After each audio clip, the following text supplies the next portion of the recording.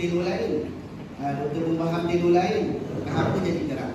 Okey, saya harap soalan-soalannya boleh dipasingkan kepada universiti dan universiti akan pasing kepada saya. Okey, mana-mana yang terbelenggu permasalahan kita nak menyediakan dokumen betul. Pening kepala bukan? Pening kepala kan? Kalau kita amati balik daripada kawan-kawan kita yang pernah naik, amati balik kawan-kawan kita yang pernah menghadapi validasi, dia bukanlah satu kerja yang mudah. Kadang-kadang bergolok bergadai. Saya pernah tanya orang-orang lama dulu, dia bukan sekadar kalau macam pergi macam kita yang baru-baru ni, pergi depan skrin, membentang satu je. Tapi sekarang kalau dulu punya cerita, orang kata sampai bawa highlight, sampai bawa 3 beg bukan beg biasa betul kan? Bukan beg biasa. Dia pakai beg yang lapis tu. 3 beg, 4 beg. Habis dia validasi, dia satu habis validasi, dia takut lagi. Keluar keputusan dia lepor je semua barang. Kan? Kawan saya dekat apa ni? Sahabat saya dekat Perak tu, dia habis dia dapat keputusan keluar, dia lepor je semua barang-barang. Okey, tapi tak apalah. Apa-apa hal pun, yang sekarang is sekarang. Okey, doktor hari ini nak merungkai segala kekeliruan, segala permasalahan, mungkin ada update-update terkini. Okey, untuk soalan yang pertama tu, okey, untuk soalan kata warming up. Okey, mungkin yang datang ni daripada Melaka, kan? Mungkin ada daripada polis yang luar daripada Melaka dan Negeri Sembilan? Ada? Mungkin tiba-tiba tersesat orang Johor datang? Tak ada mungkin daripada KL ke? Selangor? Tak ada maksudnya Melaka dengan Negeri Sembilan je. Okey, untuk soalan warming up betul. Okey, ceritakan sedikit latar belakang kriteria kemenangan pangkat ni. Apakah pencapaian permohonan PPPT? Ini soalan permulaan. Klise. Silakan.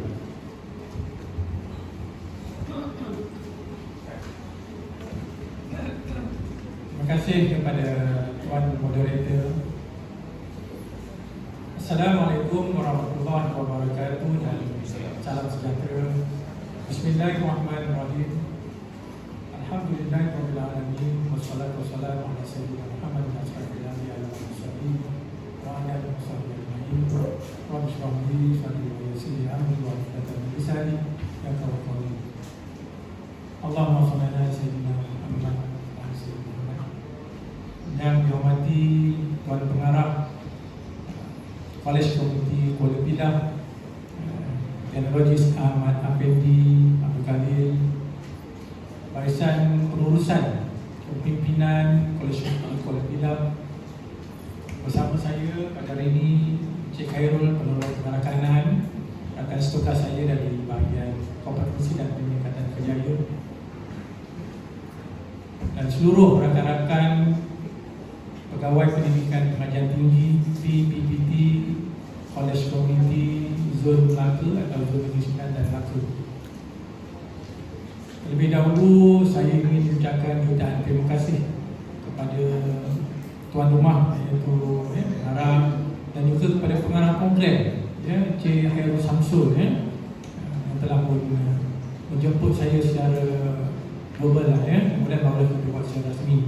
Terima kasih kerana mengundang kami daripada PPPT. Kerana insyaAllah pada awal-awal tahun ni mungkin kelapangan masa tu banyak mungkin saya boleh hadir. Ini pun hadir pun nak kena bincang dengan pengarah. Kalau kita nak kira semua jemputan untuk kita hadir tu tak dapatlah untuk kita hadir moderator semua akan panggil nanti. Sana panggil sini panggil kan. Mungkin sebelum ni kita lebih kepada taklimat ni secara dalam talian sebab dalam musim PKP tempoh hari kemudian kebelakangan ni dalam saya rasa tak ada lagi baru ni. Yang tahun lepas kita ada bergeraklah ke politeknik yang menjadi tuan rumah untuk mengikut zon masing-masing. Alhamdulillah pada hari ini kami sampai, insyaAllah ini kali pertama kami sampai. Kalau pernah sampai kali pertama juga kan? Saya pun kali pertama. Ya, saya sebenarnya jalan ke sini. Anak saya di SPP Jepul. Lalulah kalau memang time cuti memang dia hantar satu dua je. Tapi tak sampai ke sini. Ini kali pertama memang satu rasa saya datang tengok apa kedai apa semua dekat, semua betul, alhamdulillah. Okey, jadi berbalik semula kepada soalan tuan moderator. Tujuan kehadiran saya di sini bersama rakan ini sebenarnya untuk memberi penjelasan yang lebih terperinci kepada tuan-tuan, puan-puan, doktor-doktor yang ada pada hari ini. Dan saya dimaklumkan juga oleh Cik Hairul bahawa kehadiran ini juga datangnya daripada Politeknik Ilai. Ada daripada Politeknik Ilai ni? Ada Alhamdulillah Politeknik Ilai. Dan juga kolej keterangan kita daripada kolej yang berhampiran insyaAllah. Jadi bila kita melihat kepada sejarah dalam kriteria kecemerlangan ini sebenarnya pada tahun bila diwujudkan, iaitu ketika skim kita diluluskan pada tahun 2008 Ketika skim kita diluluskan oleh JPA, kita masih tidak ada lagi skim dan tidak ada lagi kriteria.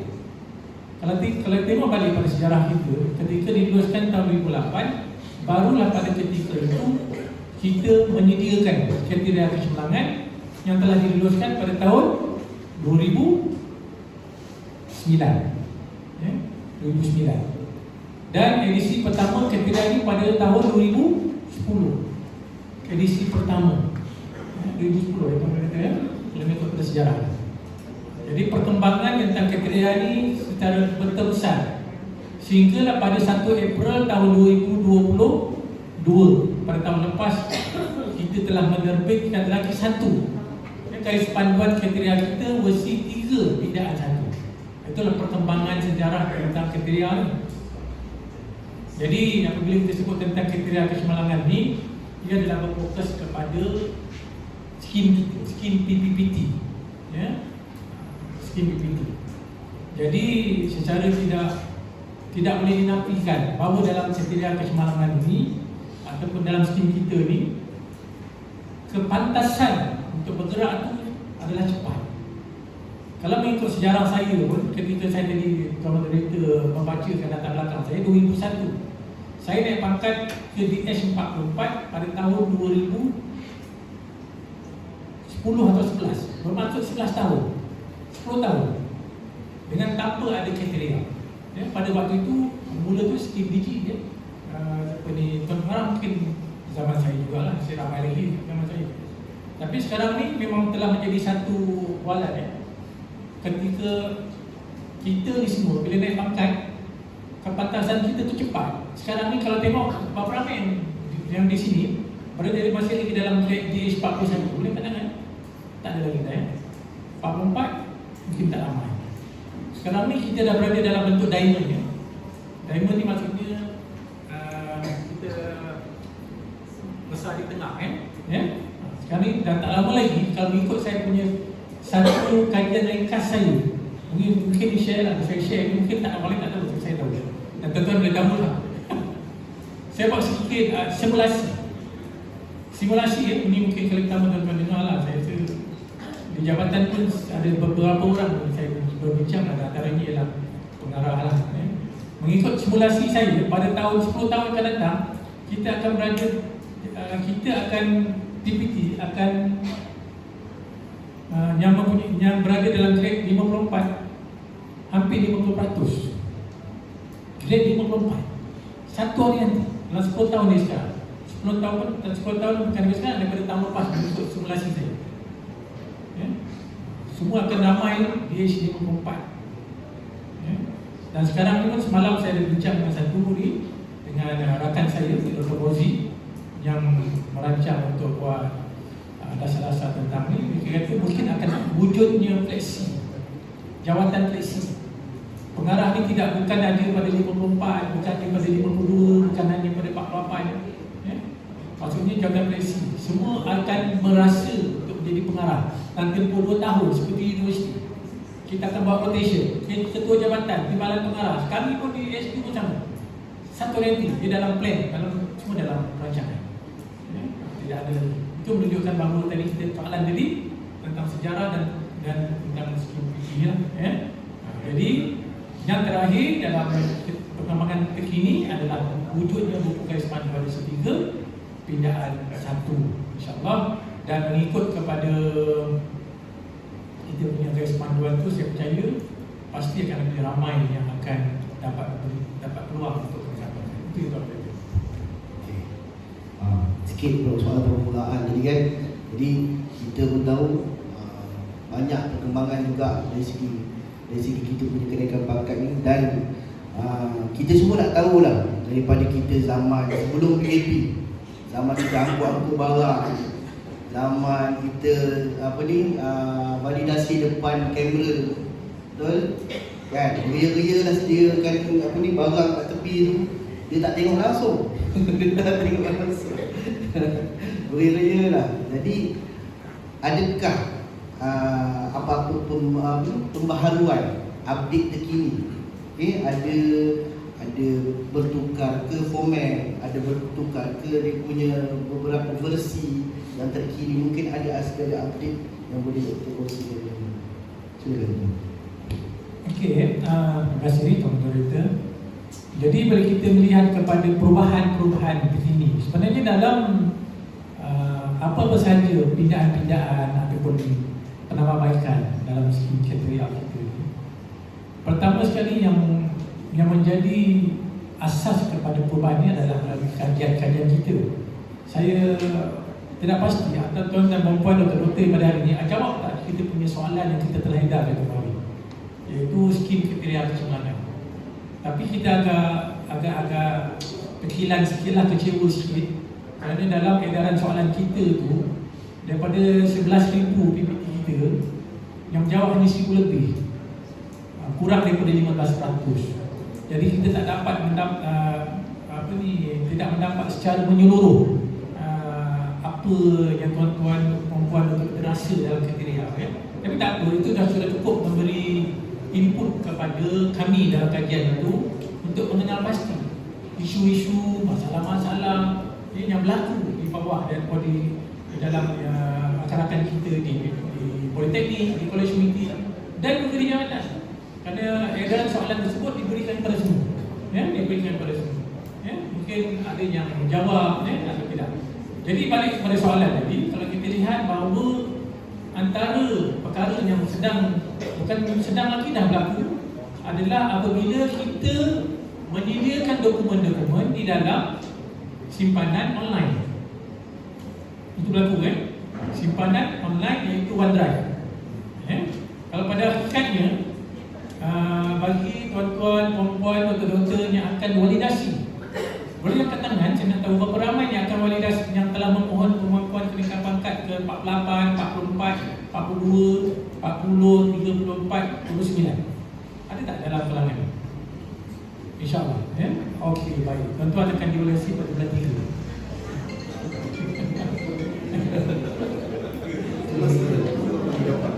Itu bagi jawapan. Saya bonus lah. Nanti kena ucap terima kasih kepada Cik Hairul Samsul lah, kerana dia jemput saya. Dia macam mana masih bagi on the spot tu. Paling tak tahu lagi tuan-tuan.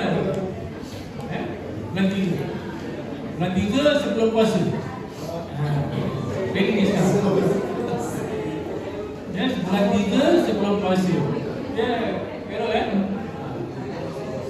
panel-panel semua telah dirancang, tempat-tempat semua dah dikenal pasti, berapa ramai calon pun telah dikenal pasti. Tuan-tuan perlu bersedia sekarang. Dan 3 dalam pertengahan, dalam pertengahan bulan 3 insyaAllah. InsyaAllah mungkin tidak ada arah berita, akan bergerak ke seluruh Malaysia. Format. Format dia adalah dalam bentuk face to face, physical. Jadi balik semula pada simpanan dokumen tadi, mesti ramai yang akan bertanya, especially yang akan validasi ni. Dan nanti panggilan telefon kita terima, doktor, apa yang saya persediakan ni, adakah dalam bentuk fizikal ataupun online? Saya nak bawa dua-dua, saya nak online ada, fizikal pulang. Dia excited Tapi memang begitu. Dalam yang kita boleh keputusan terakhir kita, tuan-tuan nak masuk nak simpan dalam online pun boleh, tak payah bawa fizikal pun boleh. Tuan-tuan nak bawa fizikal je boleh, tak payah online pun boleh. Tuan-tuan rasa nak bawa dua-dua pun boleh. Tengok kesihatan tuan-tuan. Pulang.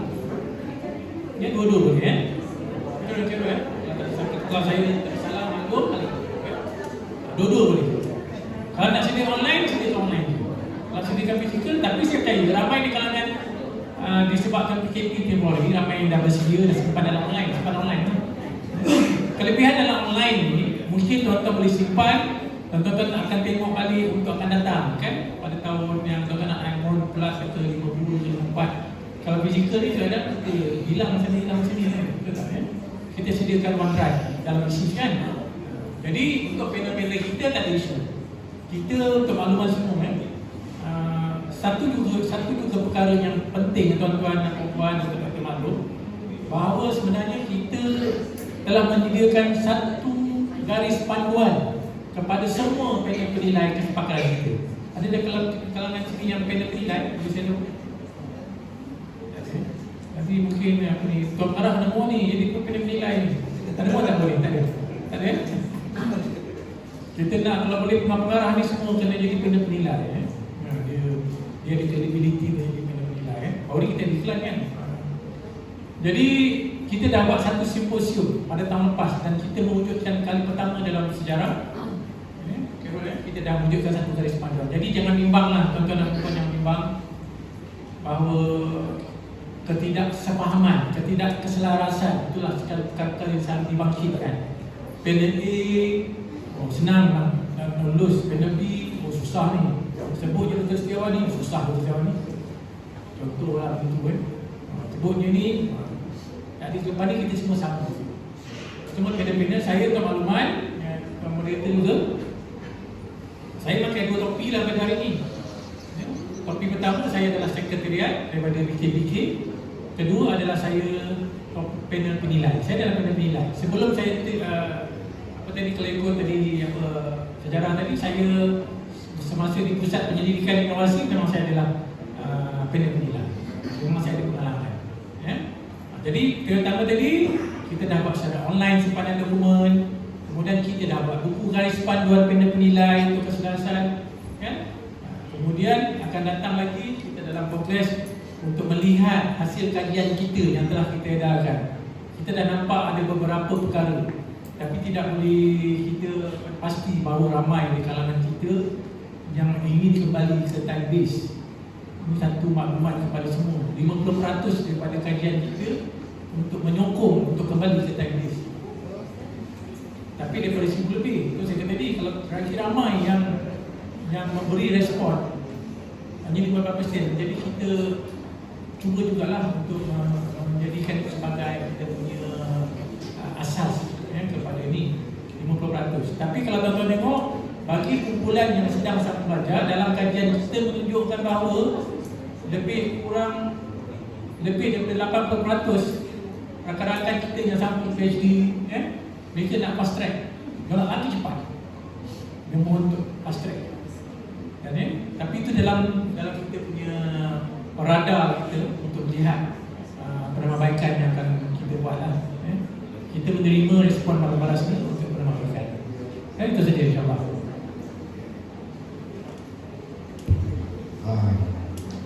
Beberapa update masa, waktu, tarikh yang sebenar kita tak reveal itu. Betul? Bulan 3 sebelum pada puasa. Jadi masa tu tulis dalam jadual. Masa tu sebulan tu jangan nak pergi bercuti mana-mana. Okay? Jangan tiba-tiba nak bercuti kat Langkawi, orang yang heboh-heboh dekat pejabat, awak kat Langkawi. Cuti sekolah pula. Elok pula tu kan. Okay, sebelum saya nak teruskan kepada soalan yang ketiga ni kan, saya ingatkan sekali lagi, mana-mana yang nak bertanyakan soalan boleh tulis atas kertas, boleh bagi kat saya, okay, ataupun terus bagi dekat Cik Hairul, ataupun tak nak Cik Hairul, laki nak perempuan, Puan Lin. Puan Lin pun boleh ambil soalan-soalan anda. Mana tahu soalan saya ni tak valid, kan? Saya bukanlah, saya soalan yang saya berpengalaman je lah. Kan, kalau tak kena dengan pengalaman saya, apa dah ustaz ni tanya soalan tu, kan, tak kena dengan jiwa soalan tu, bolehlah bertanya di atas kertas.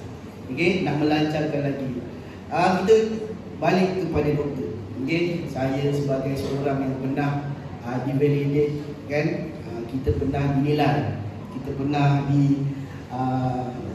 kita pernah dinilai dokumen kriteria kecemerlangan dari tahun ke tahun, betul? Kita tengok pengalaman kawan-kawan yang lulus. Kadang-kadang kawan tu betul-betul confident.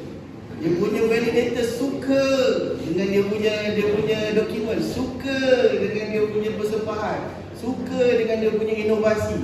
Tiba-tiba kecundang. Kita tengok dia punya sumbangan TikTok, dia punya dokumen TikTok, tiba-tiba kecundang. Setuju tak tu? Saya cakap validator, setiap validator yang memvalidate orang ni fokusnya berbeza. Apa kau?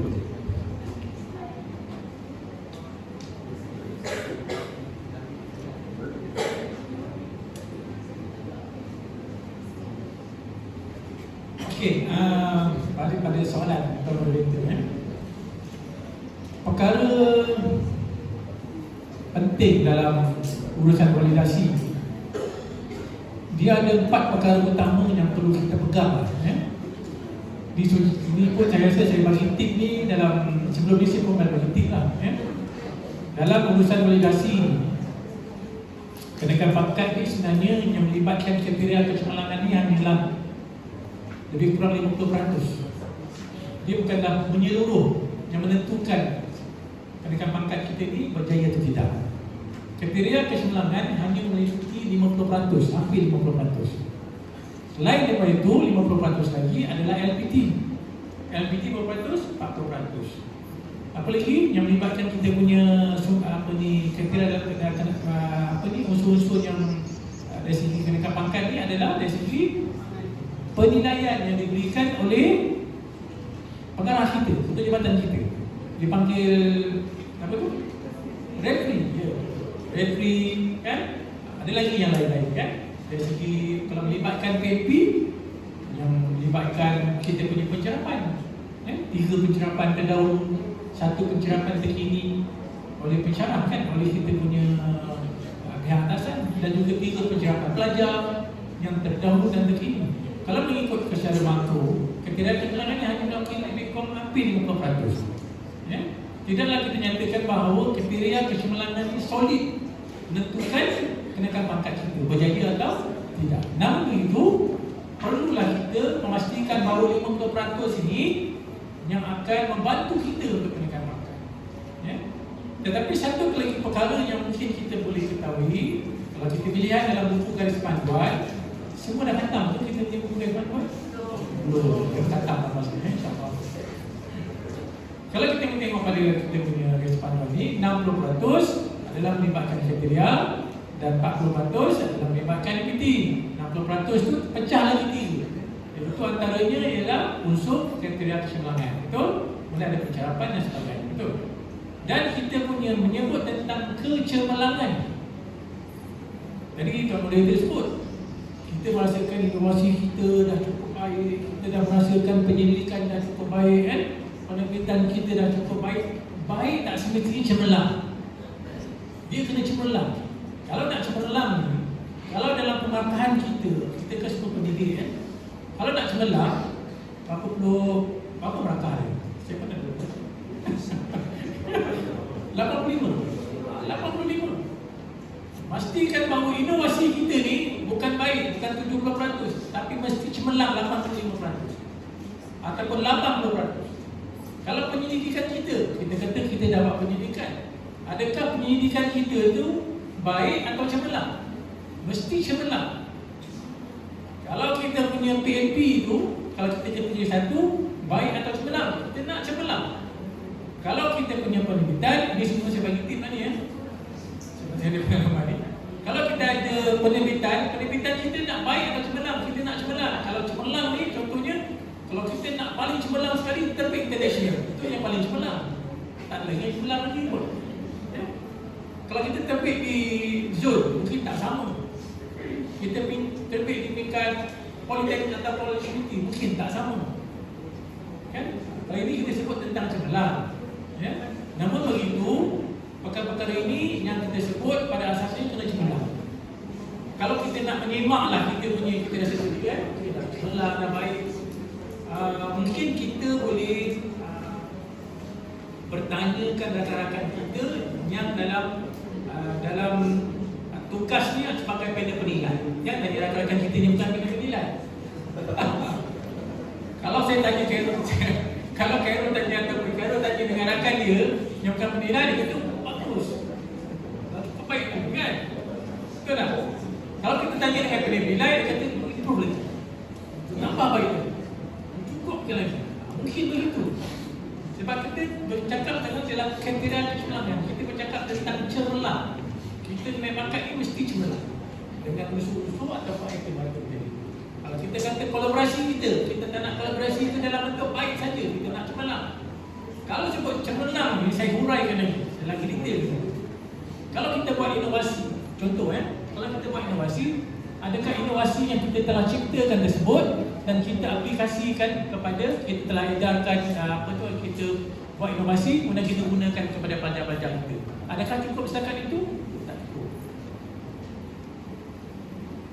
Apabila kita buat inovasi, kita dah ciptakan satu model ke, satu tool ke, kita minta pelajar-pelajar kita gunakan, kita minta rakan-rakan sekerja kita gunakan. Selepas tu nak buat apa? Selepas tu kita kena buat kajian. Kita kena menilai, dapatkan respon daripada rakan-rakan kita. Buat kajian keberkesanan. Sediakan lagi kerja keberkesanan. Kemudian dapatkan lagi pengesahan daripada ketua jabatan atau ketua program atau pengarah sendiri mengakukan bahawa kita punya inovasi tadi memang cukup baik untuk digunakan. Buat kajian keberkesanan. Kan? Kemudian kita nak baik lagi, gunakan inovasi kita tadi, bawa ke pertandingan. Nak pastikan ada pengiktirafan kepada inovasi kita. Nyatakan kalau kita masuk dalam pertandingan, sama ada gold, silver ataupun bronze ataupun tak ada apa-apa pun, tapi kurang-kurangnya kita bawa ke pertandingan untuk mengiktiraf kita punya inovasi, supaya orang luar melihat yang apa yang kita ciptakan itu adalah inovasi.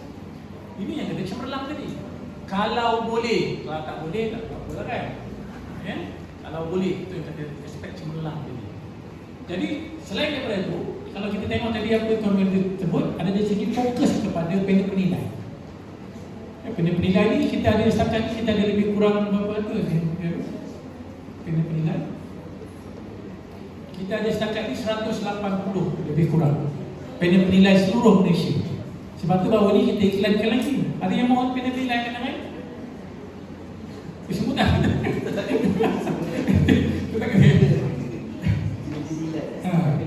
Okey, jadi kalau kita lihat dari panel penilai ni, dia tidaklah fokus kepada persepsi diri masing-masing. Kalau saya sebagai panel penilai, saya tidak ada persepsi pada diri saya sendiri. Kalau tuan moderator sebagai panel penilai, tuan moderator tidak ada persepsi sendiri. Kalau Cik Khairul sebagai penilai, tidak ada. Sebab itu kita baru sebut tadi, kita telah buat satu simposium. Kita ada perancangan dan kita buat garis panduan. Tapi sebelum itu juga, sebenarnya sebelum berlakunya sesi ULSD, contohnya pada bulan 3 contoh, kita memang ada sesi penyelarasan. Kita ada 2 mesyuarat, 2 briefing. Sebelum validasi dan selepas validasi. Tujuannya macam ni lah, macam kita nak buat peperiksaan kepada pelajar-pelajar kan, kita panggil penyelarasan. Nak tengok balik markah-markah balik. Betul tak dia bagi? Kalau orang ni macam mana, orang ni macam mana kan, jadi kita akan buat penyelesaian. Dia tidak tertakluk kepada khas kepada penalti sendiri. Dan ada perbincangan-perbincangan. Kalau macam ni contohnya dia berhadapan dengan calon yang mempunyai kriteria dia begini. Bagaimana dia nak bagi markah pada tu? Dia ada penyelesaian balik. Dia akan bertanya, dia akan berbengkel kat situ untuk mengenal pasti apakah markah yang sesuai kepada calon-calon tersebut. Jadi maksudnya dia tidaklah bergantung keseluruhan kepada dia. Dia ada proses-proses dia. Ada proses-proses penyelarasan sebelum dan selepas. Dan ditambah lagi dengan garis panduan. Ditambah lagi dengan perbincangan-perbincangan yang untuk kita pastikan bahawa semua kriteria-kriteria kita ini adalah berada dalam keadaan yang baik, di mana kita ada satu jawatankuasa. Jawatankuasa teknikal pakar rujuk kesepakaran yang terdiri daripada panel-panel ini. Itu saja. Ada jelas? Ada jelas? Sikitlah penjelasan, betul kan? Kita rasa validator kita ni fokus tentang mana. Macam pengalaman saya dulu, pengalaman saya, kalau macam saya masuk validator, masa di validate, okay, saya tengok macam saya tanya staff yang rakan-rakan saya kerja, validator ni bidang dia apa? Maksudnya kalau di bidang elektrik, kita fokus kepada kita punya, orang kata, inovasi yang mungkin ada berimpak elektrik, berimpak dalam teknologi. Kita maksudnya tembak tak situ je, jangan kita cuba lari daripada fokus dia. Kalau boleh tunjukkan kelebihan kita pada teknologi yang mungkin menjadi kepakaran dia, ataupun mungkin kita boleh sentuh sikit-sikit. Dan sedikit Al-Fatihah lah, kita sedekahkan Al-Fatihah kepada validator saya yang baru meninggal, Cik Muhammad Fadilah, okay. Al-Fatihah.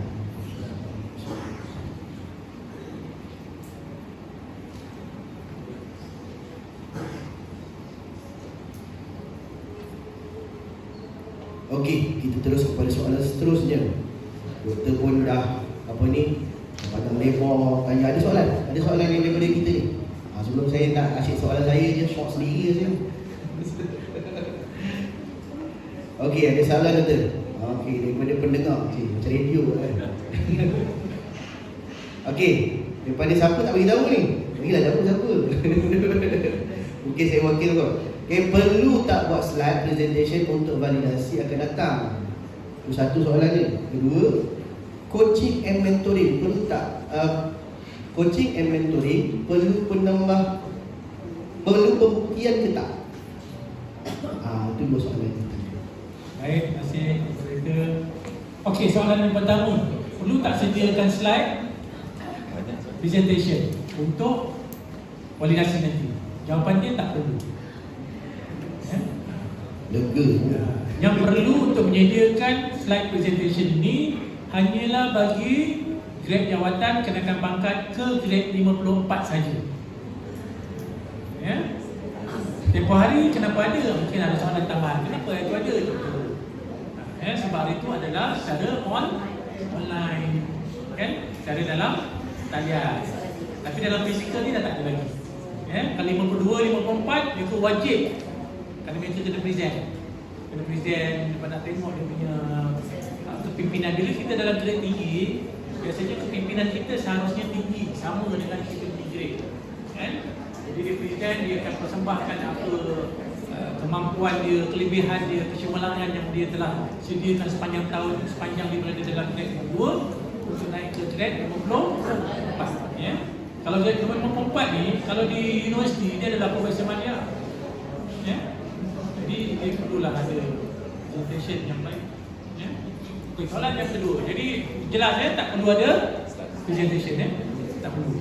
Kadang-kadang memang ada yang sediakan. Baru ni saya jadi panel, doktor saya nak present juga. Kalau saya dah sedia, 3 malam saya tak tidur. Jadi ini bukan saya reka, ini sebenar. Itu benar. 3 malam dia tak tidur kerana menyediakan dokumen, tapi menyediakan slide. Kalau dia pada banyak-banyak hidup nak sediakan slide. Nak sediakan slide, 3 malam tak tidur. Jadi saya tak puas hati, doktor, saya nak present. Saya nak present apa? Tak ada seramaka. Tak ada seramaka. Tak ada seramaka. Bagi puasan dia. Okey. Tapi memang kadang-kadang kalau lama sangat memang kita angkat betul terus. Sebab kita nak validate dokumen. Kita nak dokumen terus. Tak ada nak presentation. Kita sendiri ada grade 54. Ya.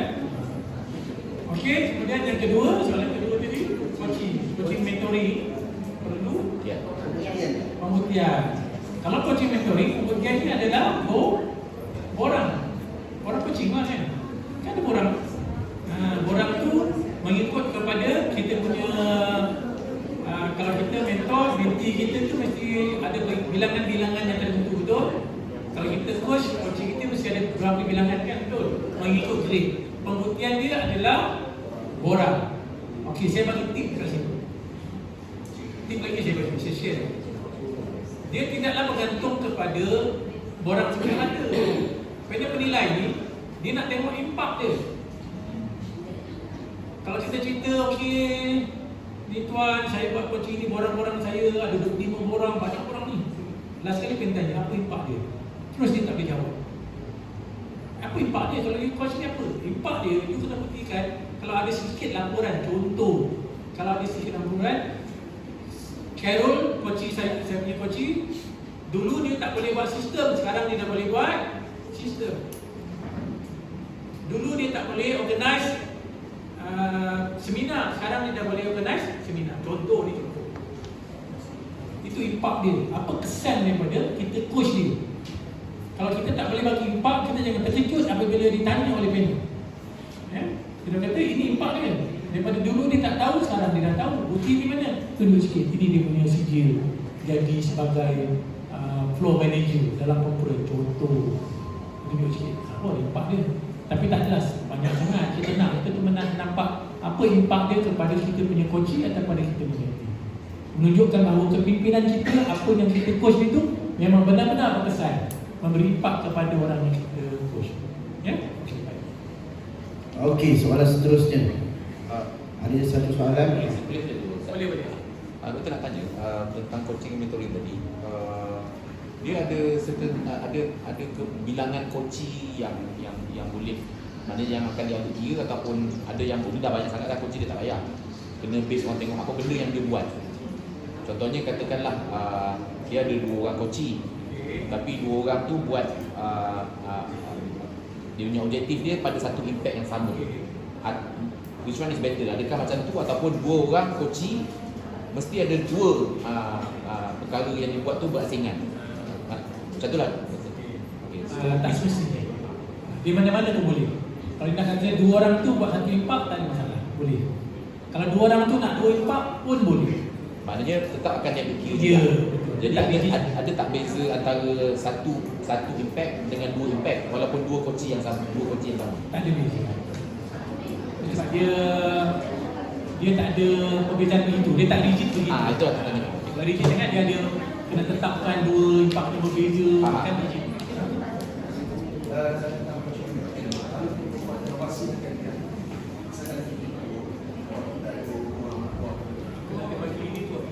Boleh katakan boleh dengar sekali. Kita ada mic apa untuk Tak ada juga mic. Itu tadi ingatkan mic. Sebab buat Kalau pekerjaan menteri itu buat kajian atau inovasi kan. Biasa kalau seorang tu dia ketua, boleh tak kita ambil yang geng-geng kita satu dua sebagai kita punya coach. kalau coaching jangan ulang balik. Macam kajian inovasi kita kasihkan ada ketua kan. Betul. Boleh tak benda tu dijadikan sebagai coaching menteri? Kita kali bulan kita tu. Okey. Jadi impak dia dah orang nampak dah lah, inovasi lah. Baik, terima kasih atas. Dia coaching ni normally kita punya coaching, kalau kita nak coach kita punya biasanya normalnya adalah melibatkan kerja-kerja harian kita. Kerja-kerja dalam satu tim atau pasukan kita yang melibatkan kerja-kerja rutin kita. Kerja rutin kita. Contohnya kita adalah pegawai pelajar di SUSI kan. Jadi lingkungan kita lebih kepada fokus kepada itu. Bagaimana kita nak mengendalikan promosi, contoh medical program promosi, ataupun bagaimana kita nak buat satu sistem kepada sistem pelajar tadi. Dia lebih fokus pada itu lebih baik, lebih baik. Tapi yang ini jaranglah kita dengar kalau dia digunakan sebagai kajian tadi. Tapi kita lebih pada kerja harian kita. Baik mana? Terima kasih atas soalan. Ya, betul. Saya nak tanya yang coaching mentoring kita perlu berapa pertemuan untuk seorang kita punya coach. 25 pertemuan untuk seorang mentee atau macam mana? Ataupun bagi 3 orang. Okey, untuk terima kasih soalan tadi. Kalau melihat kepada bilangan coaching atau mentee dan juga berapakah bilangan pertemuan, sebenarnya ada berbeza-beza mengikut jenis jawatan. Kalau yang terkini saya share juga terkini yang kita gunakan untuk coaching, tuan boleh juga tengok dalam buku garis panduan.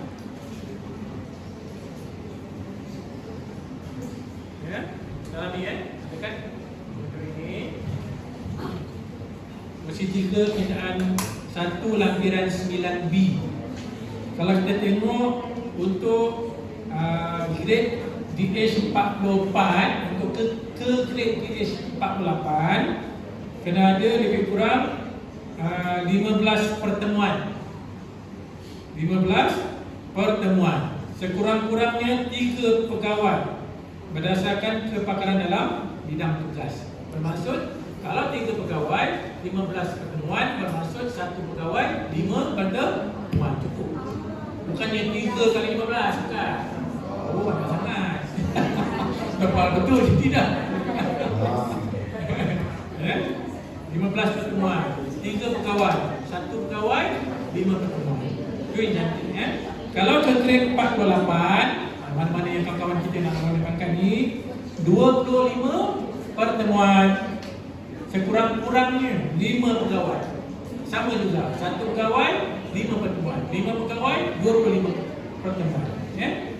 Kalau untuk grade 52, 20 pertemuan dengan sekurang-kurangnya 2 pegawai, 1 pegawai, 10 pertemuan. Dia makin kurang 2 cukup. 2 pertemuan. Berdasarkan kepakaran dalam bidang dan tugas lah saja. Okey, clear? Baik.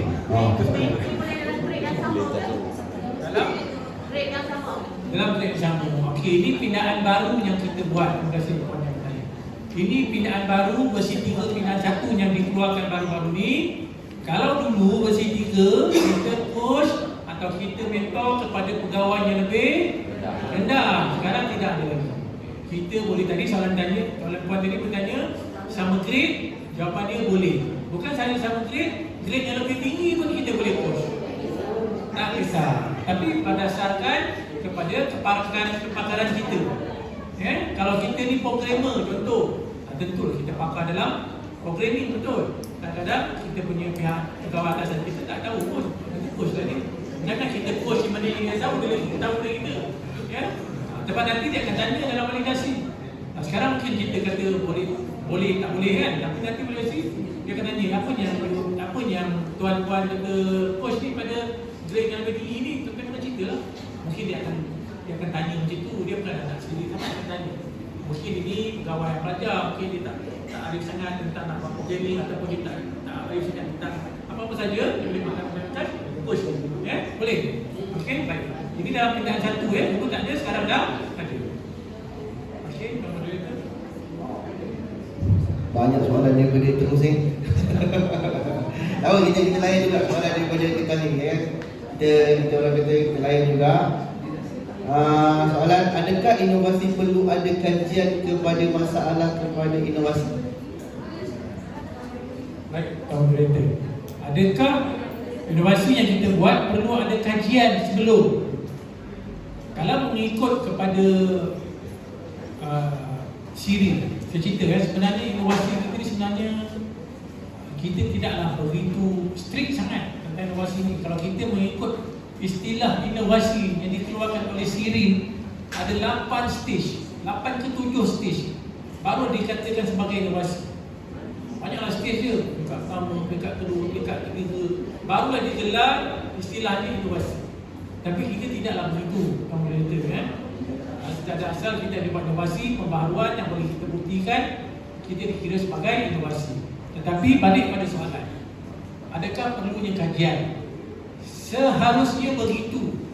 Itu kita kata tadi, cemerlangnya begitu. Nak kata cemerlangnya begitu. Kalau nak kata baiknya bukan begitu. Kalau kita nak buat inovasi, mestilah kita mengetahui isu dan permasalahan yang berlaku. Jadi apabila kita nak mengetahui isu dan permasalahan yang berlaku, perlulah kita buat penyelidikan dulu. Penyelidikan bukanlah seharusnya penyelidikan yang begitu komprehensif, tidak. Sekurang-kurangnya ada survey yang kita buat. Tadi saya contoh tadi, saya tadi bersembang dengan tuan pengarah dan beberapa orang, Cik Hairul dan tadi kan, di isu permasalahan kekurangan pelajar-pelajar di Politeknik dan Kolej Universiti. Saya sembang ni banyak perkara tadi. Itu saya dah terdetik dalam kepala saya, mungkin ada satu inovasi yang boleh buat. Isu dia adalah pelajar-pelajar kita dah semakin kurang nak masuk politeknik dan kolej UMT. Dan bukan saja politeknik dan kolej UMT, malah di tempat-tempat lain pun dah kurang dah sekarang. Kerana pelajar-pelajar ni sekarang dah macam-macam. Tak perlu lagi belajar. Dipengaruhi oleh TikTokers, dipengaruhi oleh YouTuber. Apa YouTuber? Dipengaruhi oleh macam-macam sekarang. Yang kerjanya gaji cepat, tak perlu belajar. Gaji 4-5 ribu sekarang ni. Dia bukan masalah pada kita, tapi masalah pada keseluruhan. Jadi itu adalah masalah. Tapi masalah itu tidak boleh di-identify begitu saja.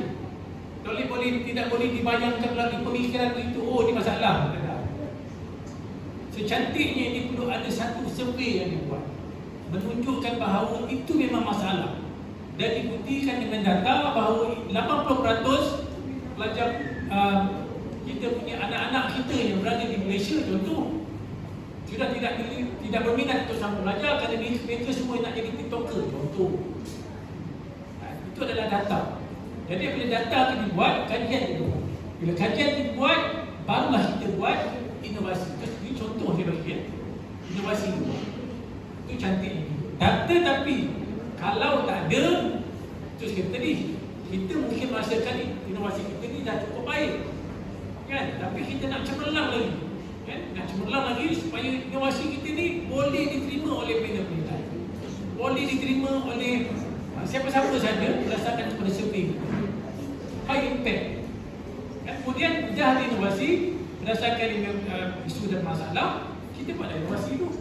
Dan sesuai inovasi, kita buat kajian sekali lagi, kajian survei menyatakan bahawa berapa peratus menyatakan bahawa inovasi kita tadi memang betul-betul memberi manfaat kepada hasil proses PDP ataupun sebagainya. Itu yang paling cantik.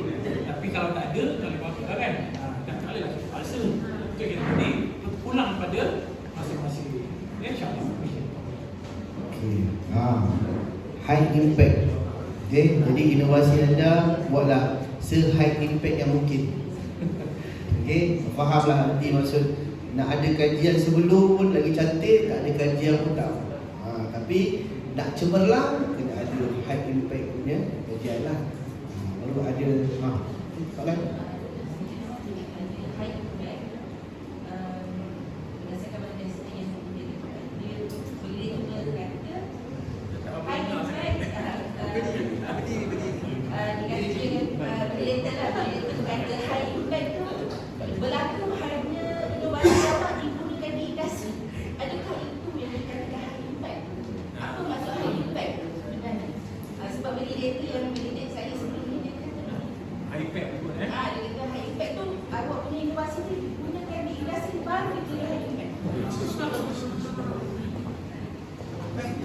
Tuan puan yang bertanya, okey.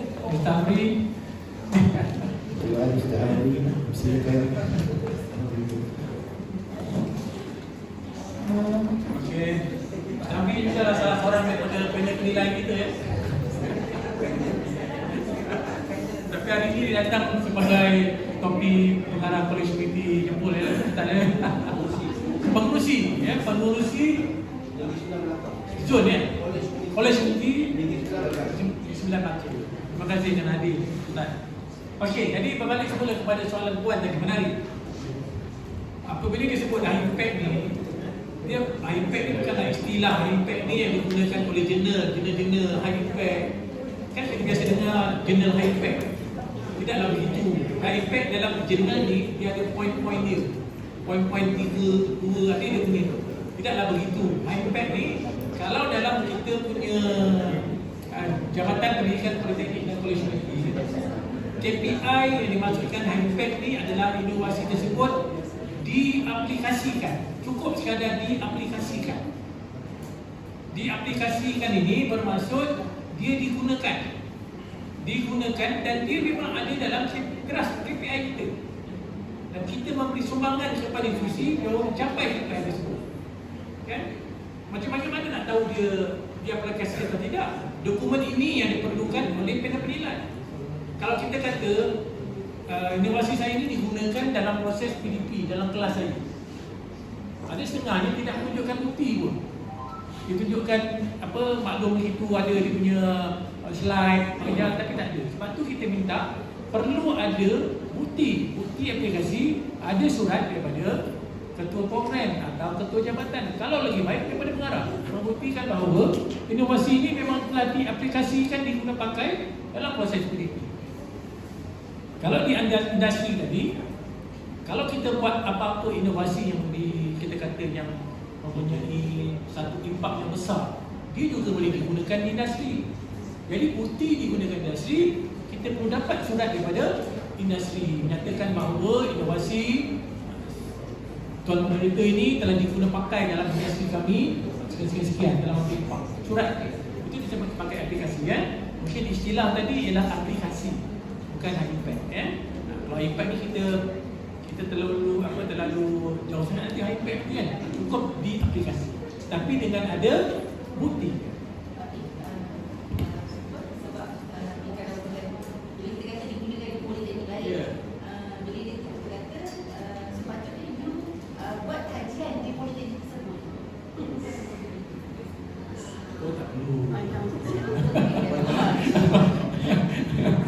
Biasanya yang kita nampak sebagai penilai ni, pertama sekali apabila dia buat inovasi itu adalah keperluan di institusi dia. Tetapi disebabkan inovasi tersebut memang betul-betul bagus dan dia dikongsikan, diguna pakai industri lain, itu lagi memberi impak lah kepada inovasi dia. Digunakan, contohlah ada setengah tu dia guna di Kuala Pilah untuk kemudian digunakan pula di kolej seperti dengan ada bukti surat. Cukup sekadar aplikasi ya. Kadang-kadang kena ada tarikh lah bila diguna. Tak ada lagi. Umum saja bila diguna. Itu cukup untuk tinggal dia adalah informasi. Ya. Okey, baik. Okey, soalan seterusnya. Okey, rasanya semakin panas. Kata dah semakin tegang. Okey, bukan dah tegang apa. Mungkin soalan tu dah kepada orang kata emosi, pengalaman masa kena tembak dalam validator kan. Saya betul. Saya bersama dengan arwah tembak saya. Allah. Saya boleh ceritakan sikit lah kan. Sampai tahap dia boleh cakap dengan saya, Ustaz muda lagi kan? Apa boleh mohon lagi? Saya nak macam ni lah. Dia betul. Tapi itulah bila kita rasakan emosi tu balik, kita rasa tekanan tu, ya Allah, masih dapat, ya Allah, rasa macam kaki ni tak ada lah, jelly rasa. Rasa kaki tak ada, dia dapat naik. Jaya kan? Jaya, alhamdulillah kan. Jadi benda tu di luar jangkaan. Okey, kita terus jalan lama lah kan. Nak melegakan ketegangan tadi. Okey. Jadi kita terus kepada soalan seterusnya, tak tahu daripada siapa. Sekiranya dalam tempoh menunggu validasi ada penerbitan penyelidikan di peringkat antarabangsa, adakah dokumen tersebut boleh dikemukakan untuk penilaian? Dalam kurungan, dokumen tidak diupload semasa permohonan. Maksudnya dia nak letak dokumen tu submit selepas.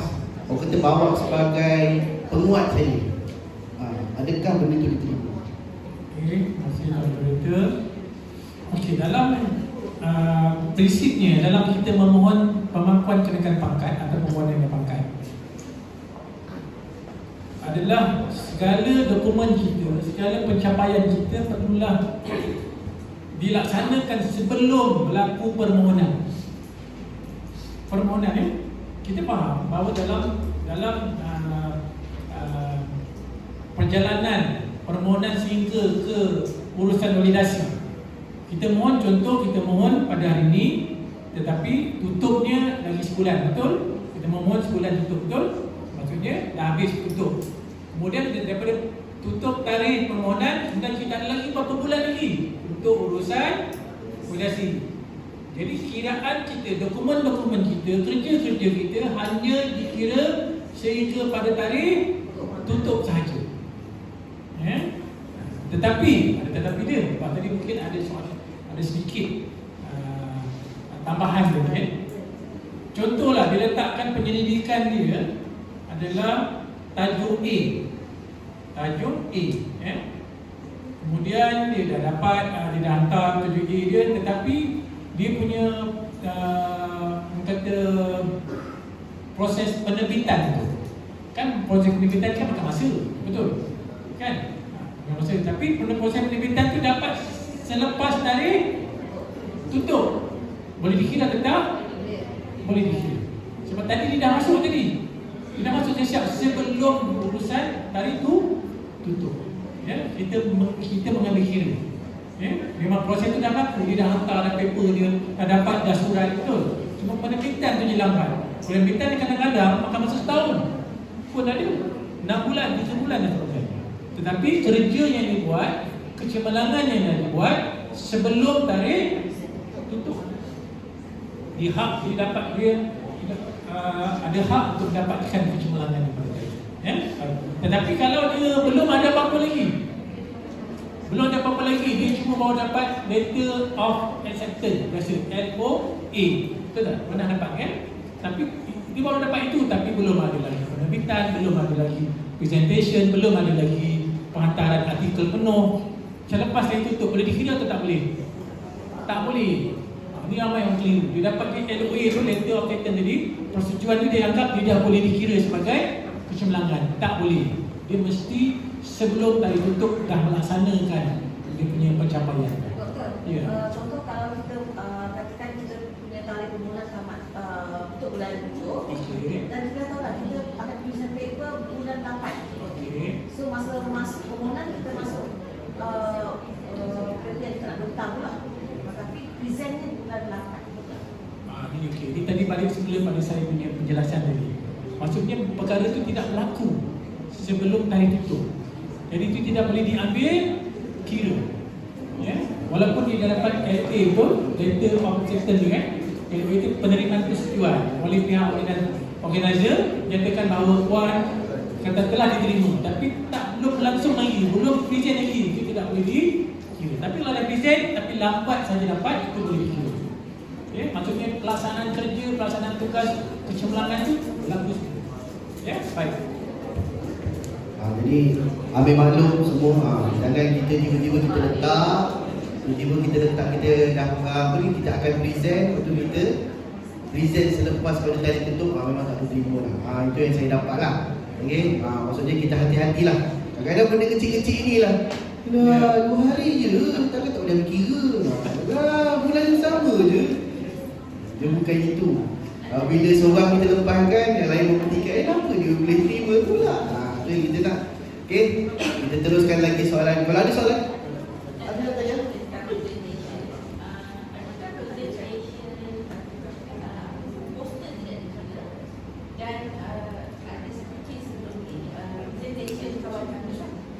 Dalam presentation tersebut tidak menyatakan tajuk. Jadi kita tak terima. Adakah begitu? Ada 2 soalan ni bukan? Saya akan soalan sekali. Presentation poster.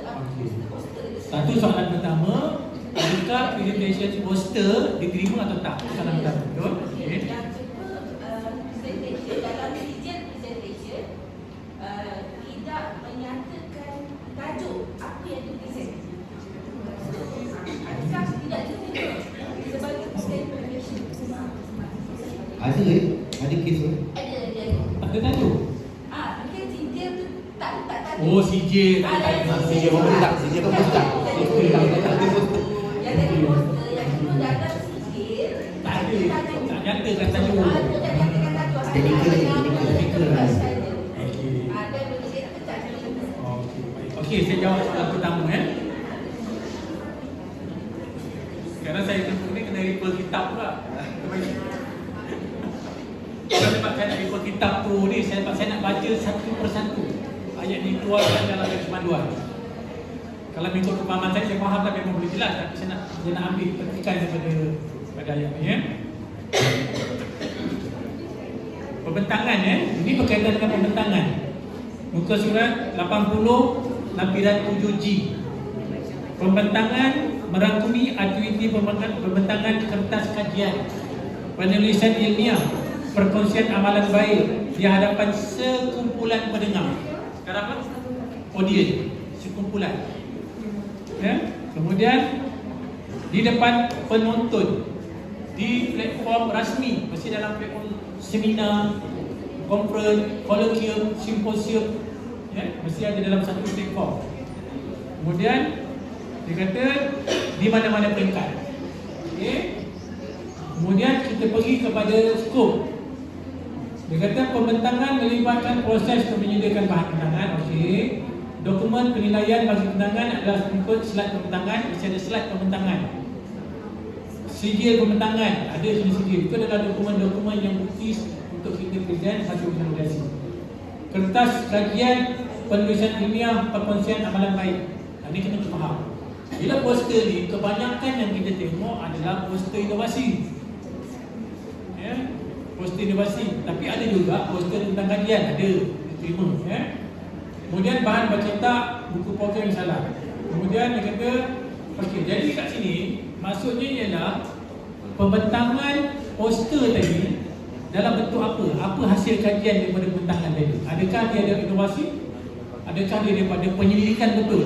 Kalau penyelidikan betul, boleh diterima.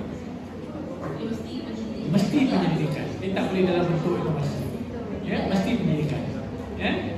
Itu dikira sebagai pembentangan. Pembentangan pun tidak boleh dalam bentang di mesyuarat. Tak boleh. Bentang di depan jadwal puasa pun tak boleh. Dia mesti ada satu platform pembentangan. Ya. Soalan yang kedua, tadi berkaitan dengan apa tadi? Yang kedua, sijil tak ada tajuk. Sijil tak ada tajuk ni memang juga kita terima daripada mana-mana. Bukan kita terima macam tu, terima perkara ini, isu ni. Jadi biasanya ini adalah masalah teknikal. Ya, kita seharusnya dapatkan berhubung dengan organizer, dapatkan betul-betul sijil semula. Ada nyatakan tajuk tadi. Ya, wajib ada sebagai bukti. Ya, sebagai bukti. Ya, okey, baik. Okey, kita terus kepada soalan yang soalan seterusnya. Berapa soalan? Bolehkah satu dokumen digunakan untuk dua kriteria? Iaitu contoh, terbit buku atau penulisan dan penerbitan dan sebagai pemudah cara. Boleh tak? Okey. Okey. Secara prinsip dia, mana-mana kriteria, mana-mana unsur boleh digunakan tidak melebihi daripada 3 atau lebih. Tidak boleh 3 atau lebih digunakan. Kalau kita gunakan tadi penyelidikan, satu penyelidikan kita gunakan dalam item penyelidikan, betul? Penyelidikan yang sama kita gunakan untuk penerbitan. Boleh tak boleh? Boleh. Oh, satu. Apa satu dapat 2. Okey, alright. Kan? Tetapi dia kalau kita guna penyelidikan tadi mungkin dalam bentuk paper, full article, betul? Kalau dalam pembentangan mesti ada dalam bentuk slide, tapi perkara yang sama. Slide. Kalau dalam bentuk penerbitan mesti ada dia punya buku penerbitan. Kadang-kadang benda ni juga ada yang terkeliru dan tidak dibuktikan. Itu yang agak ugi pada ini kan, tak ada bahan-bahan. Baik. Ini soalan best. Adakah faktor panel yang strict mempengaruhi calon gagal semasa validasi? Sebab ada kolej yang 26 calon semua berjaya, tapi ada kolej yang 4 orang calon hanya seorang saja yang berjaya. Ini satu soalan. Tu kata tak tahulah emosi ke apa tu. Mungkin saya yang baca ikut emosi kot. Yang kedua, untuk kategori 1, aktiviti ilmiah kena 4 dan PSH kena 4. Kena sediakan semua atau boleh pilih salah satu item? Okey. Terima kasih Tuan Moderator. Okey. Soalan pertama berkaitan dengan berbalik semula kepada panel penilai. Ya? Balik. Tapi memang dalam kajian kita, dalam kajian yang kita buat tempoh ini saya cerita tadi, tempoh ini kita buat kajian dulu. Bulan kajian persepsi hujung bulan 9 ya, hujung bulan 9. Edaran tu bulan 7 dah. Dalam kajian kita, dalam sekadar kita nak cakap susah kalau tak ada data, tak ada fakta ya. Memang kita percaya, kita tidak boleh nafikan apa yang dirasakan oleh rakan-rakan kita, PT. Lepas tu rugi tuan-tuan dapat taksi, siapa taksi nak? Siapa tak jawab soalan kajian kami itu, rugi. Dia tak boleh meluahkan apa yang dia rasa. Itulah peluang dia. Kalau tuan-tuan nak meluahkan apa yang tuan-tuan rasa tak puas hati, tak ini, tulis dalam kajian kami. Tulis apa yang kami bagi. Itulah meluahkan. Jangan kita meluahkan pada rakan kita. Rakan kita pun tak tahu apa. Dia pun tak boleh buat apa. Sial. Itu dia boleh jawab. Betul. Kan? Kita luahkan dalam kajian tu. Nak tulislah. Kami menerima lebih kurang berapa ratus? Yang tulisan tu. Komen. 800. Tak apa, kami terima. Kami tak defensif. Kami terima apa yang tuan-tuan nak luah-luahlah kat situ. Kan? Tadi contoh tadi, kita ambil tadi cerita tentang panel. Memang kita ada soalan panel kan? Panel, mereka soalan antara item soalan kita, adakah dia merasakan bahawa panel ni mempunyai pemahaman yang beza, juga ramai yang kata beza. Betul, kita terima. Sebab tu kita sebut tadi, kita dah menyediakan satu garis panduan. Sejak 10 tahun ketika ini diwujudkan, kita dah menyediakan satu garis panduan panel penilaian untuk memantapkan lagi penyelesaian. Bukan termasuk sebelum tak ada penyelesaian ada. Tadi saya maklumkan, sebelum urusan validasi ada satu bengkel penyelesaian, dan selepas urusan validasi ada satu lagi bengkel penyelesaian untuk memberi penyelarasan kepada semua panel-panel penilai dan juga untuk diberi penilaian kepada calon-calon dia supaya adil dan saksama. Bukan kita kata tak ada, tapi kita mantapkan lagi dengan garis panduan. InsyaAllah apa yang dirisaukan, yang dirusingkan oleh semua tuan-tuan, perempuan, tuan-tuan, rakan-rakan semua, perlulah kita elakkan lagi lah benda tu. Kita fokus kepada bahan kita ni. Fokus kepada bahan kriteria kita. Seperti saya sebut tadi, perlu cemerlang, bukan perlu baik, perlu cemerlang untuk memastikan kita cemerlang. Jadi jangan risau, dan saya percaya perkara ini tidak akan berlaku lagi kalau sekiranya ada. Kalau ada tu memanglah manusia, mana boleh kita kata tak ada. Kita dengan student kita kadang-kadang kita ada perasaan itu kan. Kadang student ni macam mana ada, tapi dikurangkan, dikurangkan untuk memberi keselasan kepada semua macam-macam.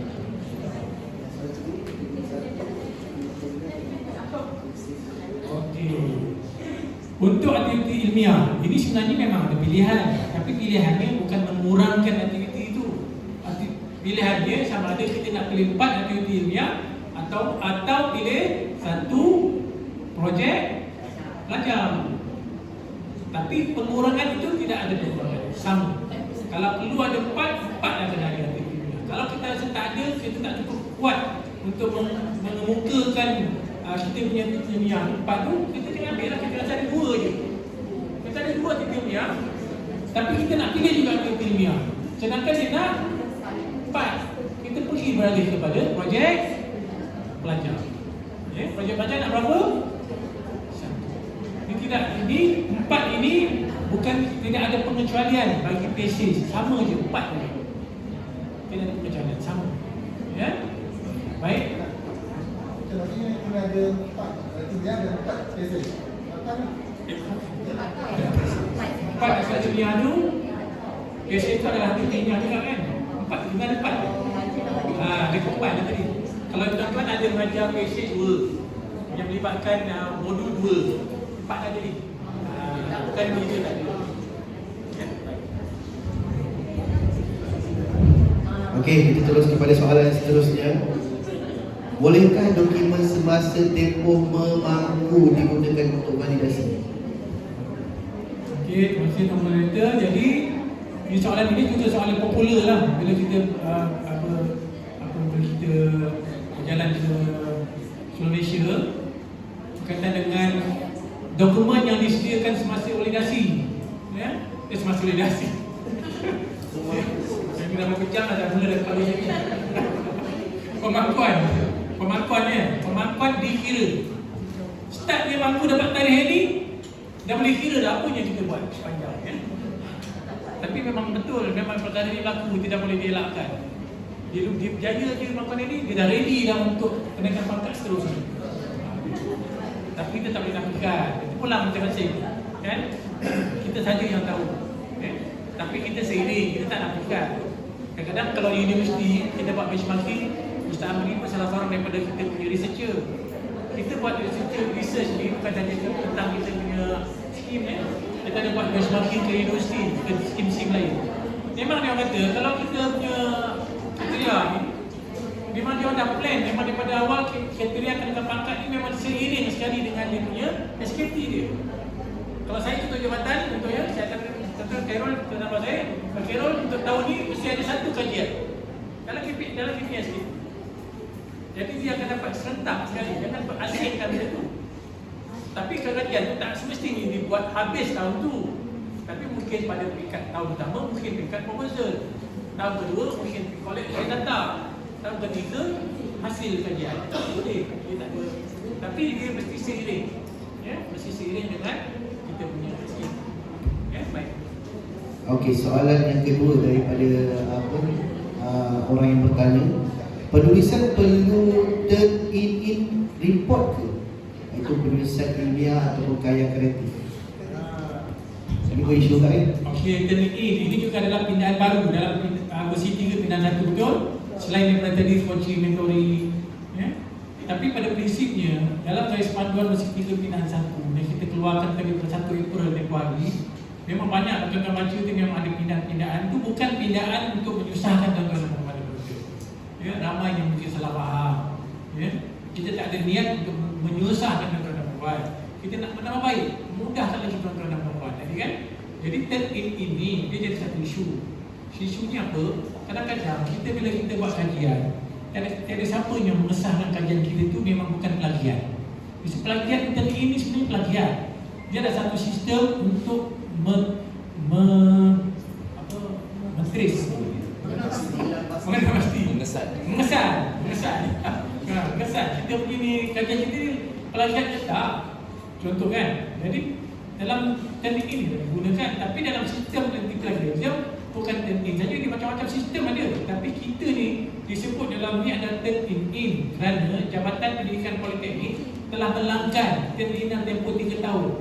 3 tahun dan ada bertahun-tahun lagi. Memang memang kita telah langgar dan kita bagikan kepada semua kita punya PPT. Ya. Jadi turn-in ini bukan semuanya digunakan untuk dalam kita punya hasil kerja. Dia menyebabkan adalah kalau apa ni tadi kita tentang apa tadi? Kalau buku perlu turn-in tak? Tak perlu. Kalau kita buat modul perlu turn-in tak? Tak perlu.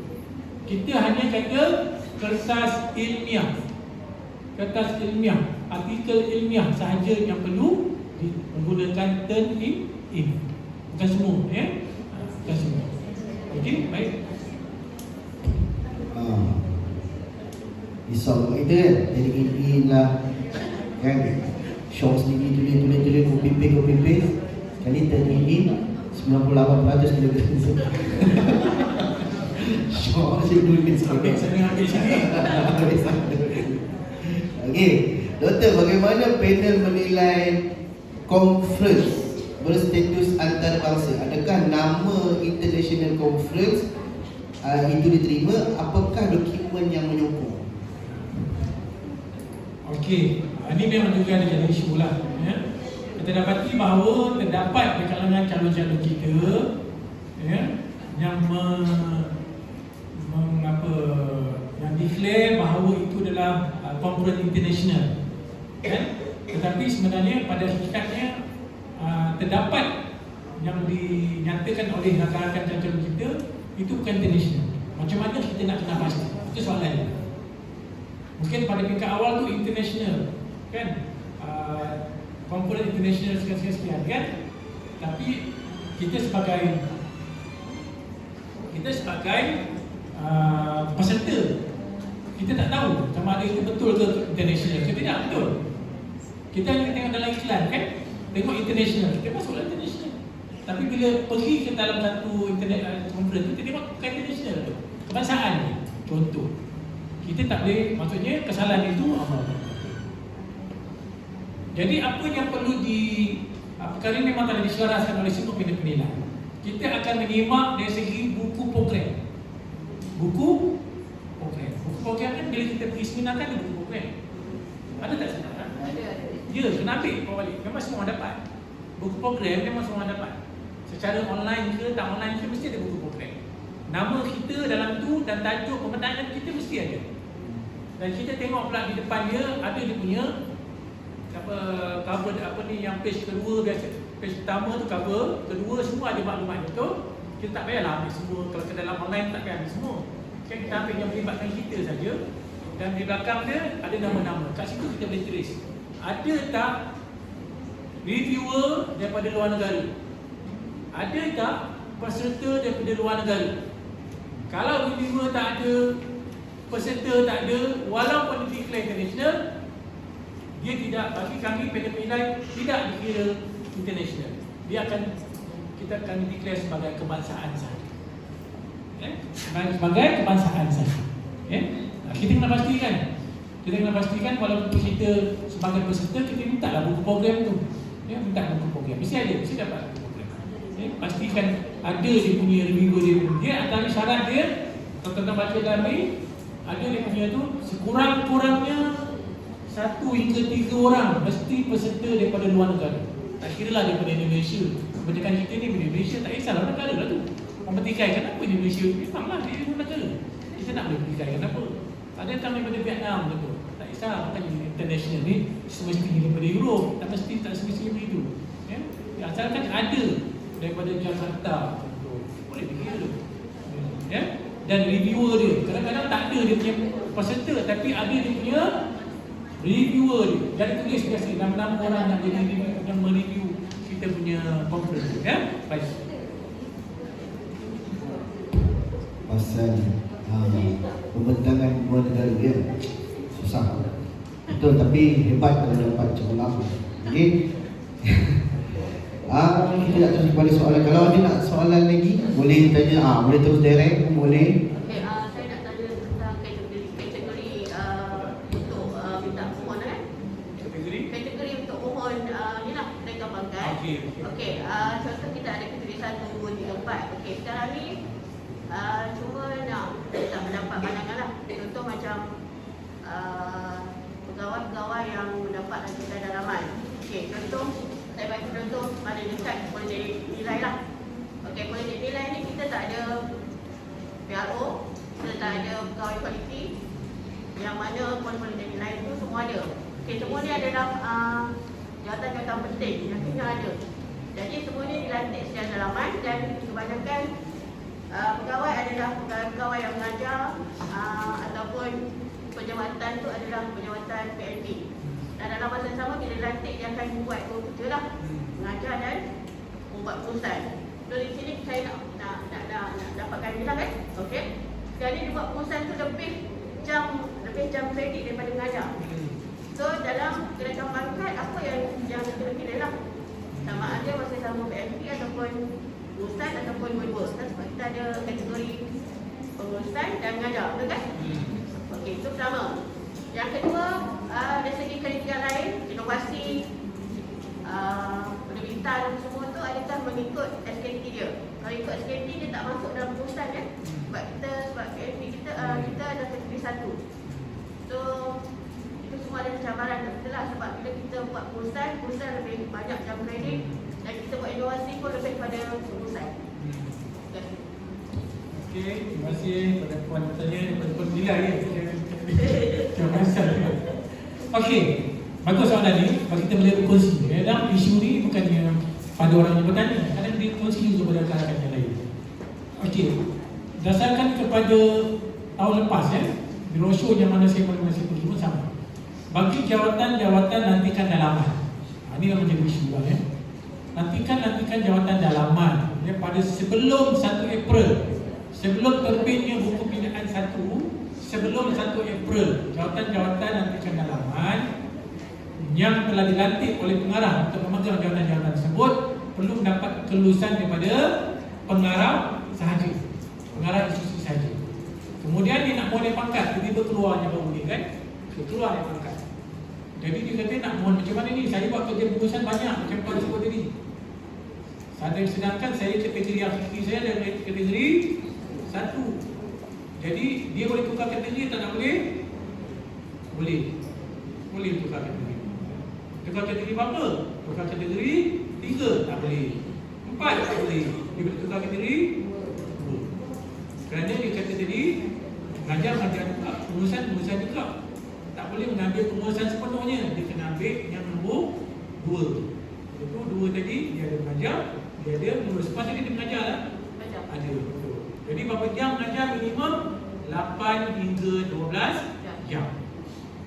Kalau tadi rakan kita kategori 1, solid 16 jam, tak boleh ada pengurangan langsung.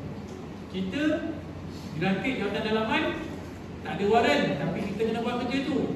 Kita diberi kelonggaran untuk mengajar 8 jam lah minimum, 8 hingga 12 jam. Dengan kelulusan. Bagaimana dengan jawatan tadi? Sebelum saya sebut jawatan tadi, okey, selepas 1 April tahun 2022, kena ingat mana-mana yang pegang jawatan pendidikan dalaman. Kena ingat ni, tuan-tuan diarahkan oleh pengarah untuk dilantik menjadi mana-mana jawatan pendidikan dalaman. Ya? Okey. Perlu mendapat kelulusan JPPKK oleh ketua pengarah. Kenapa? Sekarang tak memberi kesan. Kesan dia apabila tuan nanti tuan-tuan puan-puan tuan-tuan dia naik pangkat. Tiba-tiba nak naik pangkat nak tukar kategori. Tak boleh. Kenapa? Tak ada surat. Surat pengarah tak boleh digunakan. Kena ketua pengarah. Tuan jadi dilantik kata lantikan dalaman. Tapi 1 April boleh? Boleh. Selepas 1 April dia ada. Okey. Nanti bila mohon analisis, nanti tuan-tuan akan tengok macam mana pertukaran itu berlaku. Ya? Okey.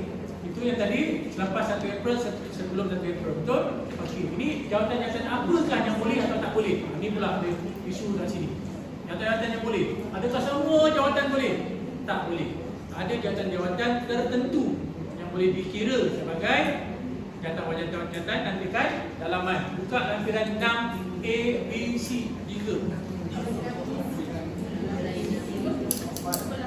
Buka surat 65, 66, 67. Lampiran 6A, 6B, 6C. Itu adalah jawatan-jawatan yang telah dinyatakan yang boleh dilantik lantikan jawatan dalaman. Selain daripada ini tidak boleh dikira sebagai lantikan jawatan dalaman. Dan dia bila tak boleh dilantik sebagai lantikan jawatan dalaman, dia boleh dilantik, boleh buat kerja itu, tapi untuk puan yang pangkat dia tak boleh. Dia kena patah balik kategori 1, solid 16 jam. Kerana ini memang telah dimaklumkan kepada semua panel. Dan panel akan melihat apabila berlaku pertukaran, mereka akan melihat surat kelulusan daripada pengarah, surat untuk pelantikan tadi. Kalau lihat pada politeknik, puan tadi apa jawatan aku? PRO. PRO. Tak ada dalam tu, tak ada. Kalau PRO tak ada, sebelum 1 April. Puan dilantik sebelum 1 April tu? 2018. Okey, PRO. Jadi jawatan tu tak ada dalam ni. Sebab PRO kerja banyak tau. Pasal poli, bayang poli, bukan polispiti, poli. Nanti saya nanti jawatan itu tak ada dalam ni kan. Saya tak nanti puan boleh PM saya kena rujuk balik kat jawatan.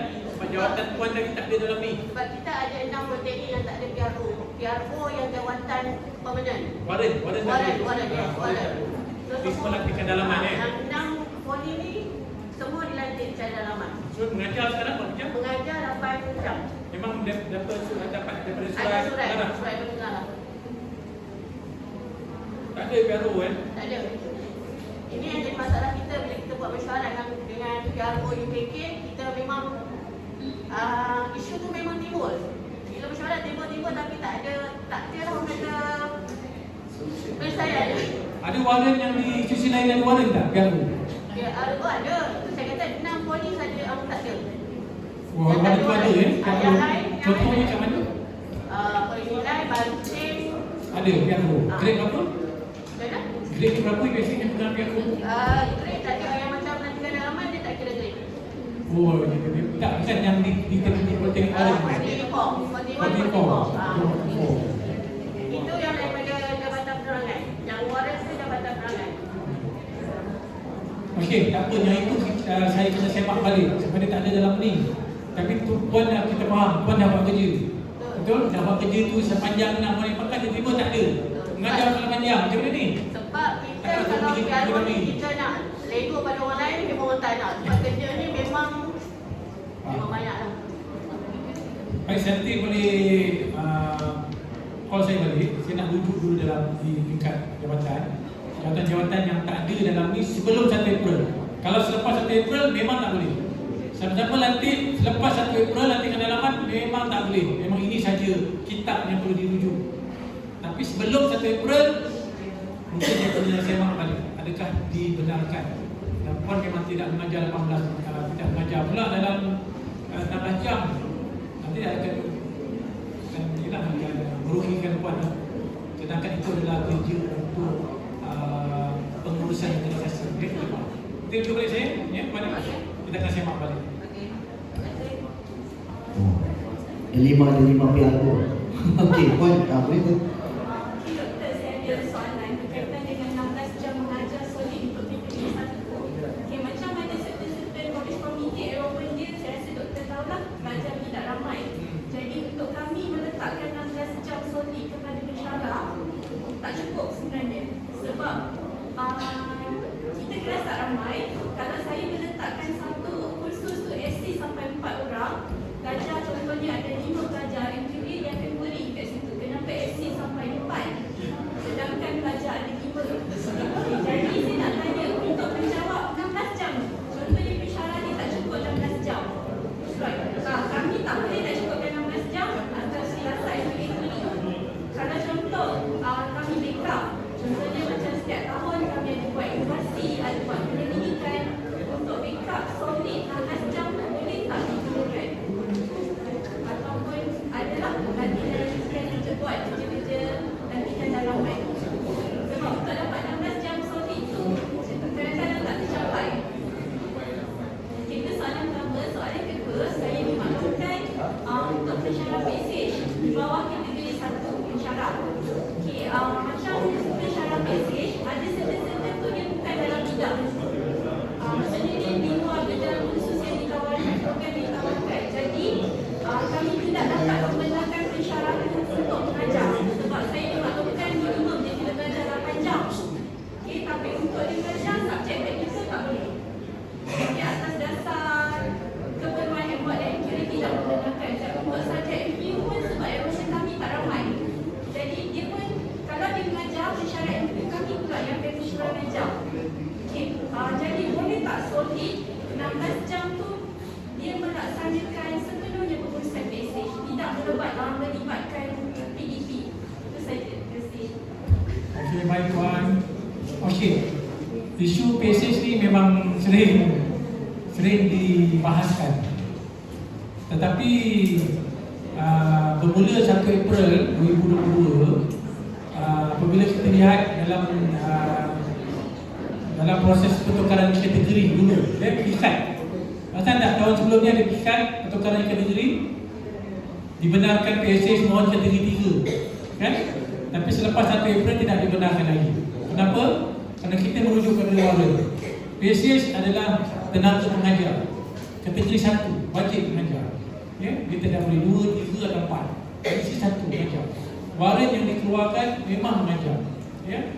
Tapi kita faham daripada segi konteks tugas itu memang ada mengajar, ada mengurus, betul kan, tesis. Okey. Tetapi kalau macam tadi, dalam tesis ni dan dalam pensyarah-pensyarah polisi, minta maaf saya memang tak pernah dalam polisi meeting, tak mahu macam ni punya. Yang tapi tak pernah mengajar di polisi meeting, tak pernah berada di polisi tadi. Tapi dia punya, kita dipahamkan dia di pensyarah di polisi meeting ni dia ada mengajar modul, ada mengajar basis, ada mengajar sepenuhnya basis, ada mengajar sepenuhnya modul, betul tak betul? Betul kan? Apabila disebut nanti 16 jam tadi, dia boleh gabungkan semua mana-mana yang ada. Contohnya dia mengajar modul, betul? Sebab bidang dia. Tapi dia mengajar basis yang bukan bidang. Ataupun dia mengajar modul yang bukan bidang, yang dalam bidang dia, betul? Yang bukan dalam bidang. Clear ni?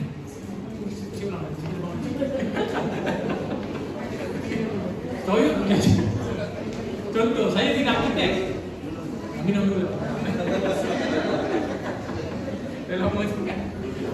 Dalam masa kan? Datang. Saya bagi contoh diri saya. Saya bidang arkitek. Contohnya saya ditempatkan di sini. Tak ada bidang arkitek. Betul? Jadi macam mana saya nak mengajar? Dah tentu modul saya tak ada. Modul saya tak ada, saya mengajarlah basis apa-apa saja. Buat apa ni, pembinaan ke, buat apa-apa saja modul kursus pendek yang cukup kena macam. Boleh tak? Boleh? Boleh. Kalau sekarang ni contoh bidang apa sih? Elektronik. Elektronik. Okey, dia bidang tadi puan kata tak ramai student. Jadi dia mengajar 6 jam di modul contoh. Lagi 10 jam dah dapat daripada mana? Basis. Dia boleh combine. Boleh. Membuktikan bahawa memang ada 6 jam. 10 jam modul, 6 jam basis. Ataupun basis semua kali basis. Tak ada isu boleh. Semua basis, 6 jam semua basis. Tapi dia mesti mengajar. Dia punya asas mesti mengajar. Bila mengajar, dia adalah kategori 1. Bila kategori 1, dokumen mesti kategori 1. Kena ada FRP-nya, kena ada inovasinya, kena ada. Tapi dalam konteks basis tu. Bidang apa macam mana? Dia mengajar dengan isi bidang. Boleh? Contohnya dia mengajar bukan bidang dia. Boleh. Dia mengajar bukan bidang Boleh? Contohnya dia elektronik. Ha. Tapi dia mengajar Pastry. Boleh. Pengarahannya dia bukan bidang, dia mengajar passion itu bukan bidang dia. Boleh. Kita punya prinsip dalam panel penilai ni, kita nak menunjukkan bahawa tuan-tuan yang berada dalam ni memang cemerlang dalam proses PDP. Tapi proses PDP dalam bidang apa pun, tapi dia dalam proses PDP. Dia berlaku proses apa? Itu maksudnya mengajar ke atau sebagai penyelaras tinggi? Sebab saya Mengajar. maksudnya dia sebagai pengajar, Hmm. sebagai penyelaras atau Bukan. skill. Okey, maksudnya kemudian boleh saya katakan di sini dalam dia punya file FRP passage lah. Betul. Maksudnya dia kena ada jumlah jam Betul. untuk cover jam yang tak cukup pada Betul. modul. Modul. Okey. Boleh combine. Saya mengambil minit mesyuarat. Dia dalam basis ni dia ada 2 orang. 2 orang menyelaras program. Orang itu mengajar. Dia ada 2. Menyelaras orang, mengajar orang. Dalam pengiraan menyelaras dia kerja. Boleh mengajar. Dia tak mengajar. Mengajar. Dia hanya menulis. Guru. Tapi yang mengajar Orang tadi. CP tadi. yang mana yang terakhir. Jadi Jadi, okey, saya ulang balik. Mohon ambil perhatian. Okey, sebab soalan ni nanti kan akan jadi pada tuan-tuan puan. panas. Okey, soalan tadi, tuan pengarah sebut seorang penyelaras dalam PSC, betul?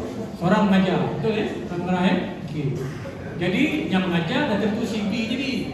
CA tadi dia menyelaras saja, betul? Dia mengurus apa semua. Tempoh hari dalam kita punya perbincangan, adil atau tidak yang penyelaras ini boleh dia mengajar. Kita kata yang penyelaras ini boleh dikira sebagai assist, mengajar juga. Tapi bagaimana dengan FRP? Dia kena buat FRP dia. Boleh dikira sebagai mengajar. Dia kena ialah kita peringkat dalam man tu kita tak tahu lah macam mana cara kita mengajar. Tapi kita tahu dia memang kena ada FRP. Maksudnya dia nak bagi pukul 6 jam lagi. Kalau tidak, dia tak kena 6 jam. Kalau dia mengurus semua, contohnya dia mengurus semua kan, nanti yang dia mengurus kursus A, dia mengurus kursus B, mengurus dia tak mengajar lagi. Nanti dia sedangkan dia adalah kategori 1. Dia adalah kategori 1, dia mesti mengajar. Tapi dalam yang buat tu yang assist. Tapi dia bagaimana pelaksanaannya yang tanya kami.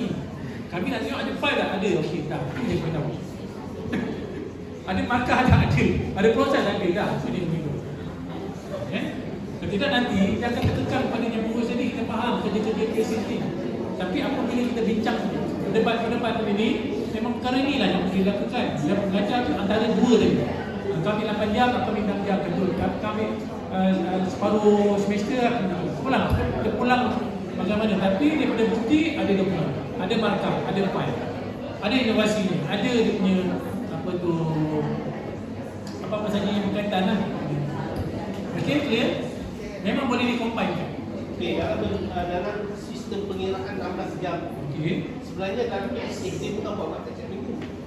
Betul. Adakah kita mengira jumlah total ataupun by minggu? Ya. Okey, cantik. Soalan tuan pengarah. Dikira per tahun. Boleh, purata. Ya? Betul betul tadi. Memang perkara itu memang telah disebut. Kerana mengajar ni bukannya ada konsisten, dia tidak mengajar modul. Modul ni dia ada minggu-minggu dia. Betul tak? Ada jadualnya kan? Macam kita di politeknik ada ni kan. Tapi yang biasa ni kadang minggu ni ada mengajar, minggu depan tak ada. Tapi kita kira total purata dia nanti mesti cukup 16 jam. Kalau ada 10 minggu kena ada 160 jam. Contoh Tapi mungkin 160 tu macam mana dapat? Mungkin minggu pertama 2 jam je contoh, tapi cover balik minggu yang kedua banyak.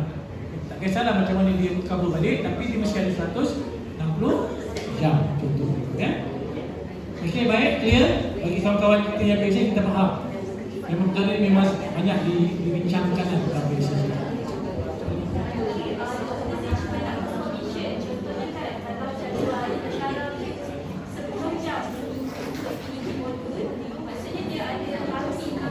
Ya.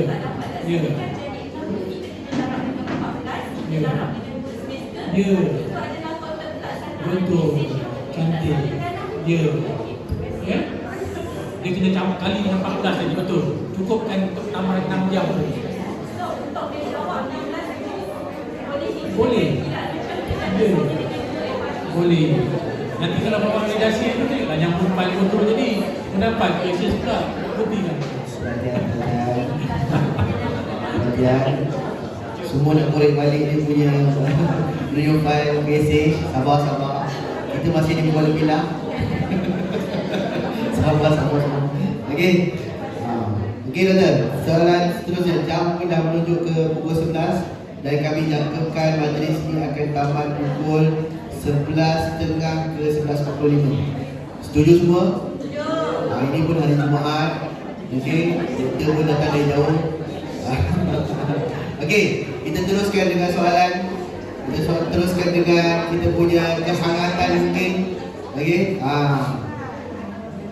Bagi grade DH32 ke 34 untuk aktiviti pelajar hanya perlukan satu sahaja.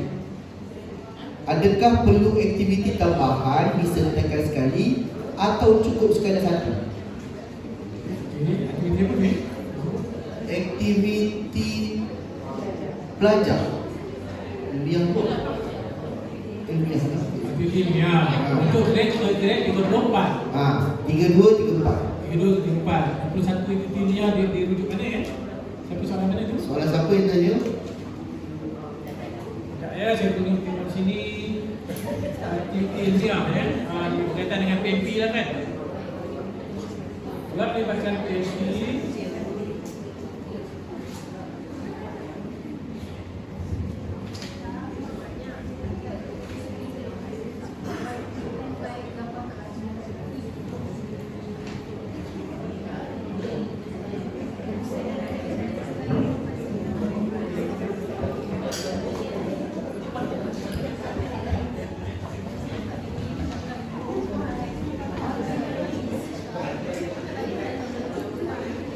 okey. Unsur penilaian keras utama bagi kategori 1. Bagi grade jawatan ke grade 34 menghasilkan dokumen inovasi. Kita perlukan satu untuk ke grade 34. Selain daripada itu menghasilkan karya asli penulisan ilmiah pun juga adalah satu. Ya, betul. Kalau tadi memang perlukan satu untuk inovasi, satu lagi untuk penulisan kertas ilmiah. Clear. Baik. Ini soalan berkenaan dengan iklan kenaikan pangkat. Adakah iklan KPI iklan kenaikan pangkat bagi setiap grade berapa kali setahun? Atau adakah iklan kenaikan pangkat keluar tiap tahun? KPI iklan kenaikan pangkat bagi setiap grade berapa kali setahun? Atau adakah KPI? Okey, terima kasih. Dia memang KPI kita, KPI ni bikin-bikin yang unit saya lah. Unit saya ni adalah unit pembangunan profesional. Saya ada menjaga 3 meja, tugas meja. Pertama ialah kenaikan pangkat ni lah.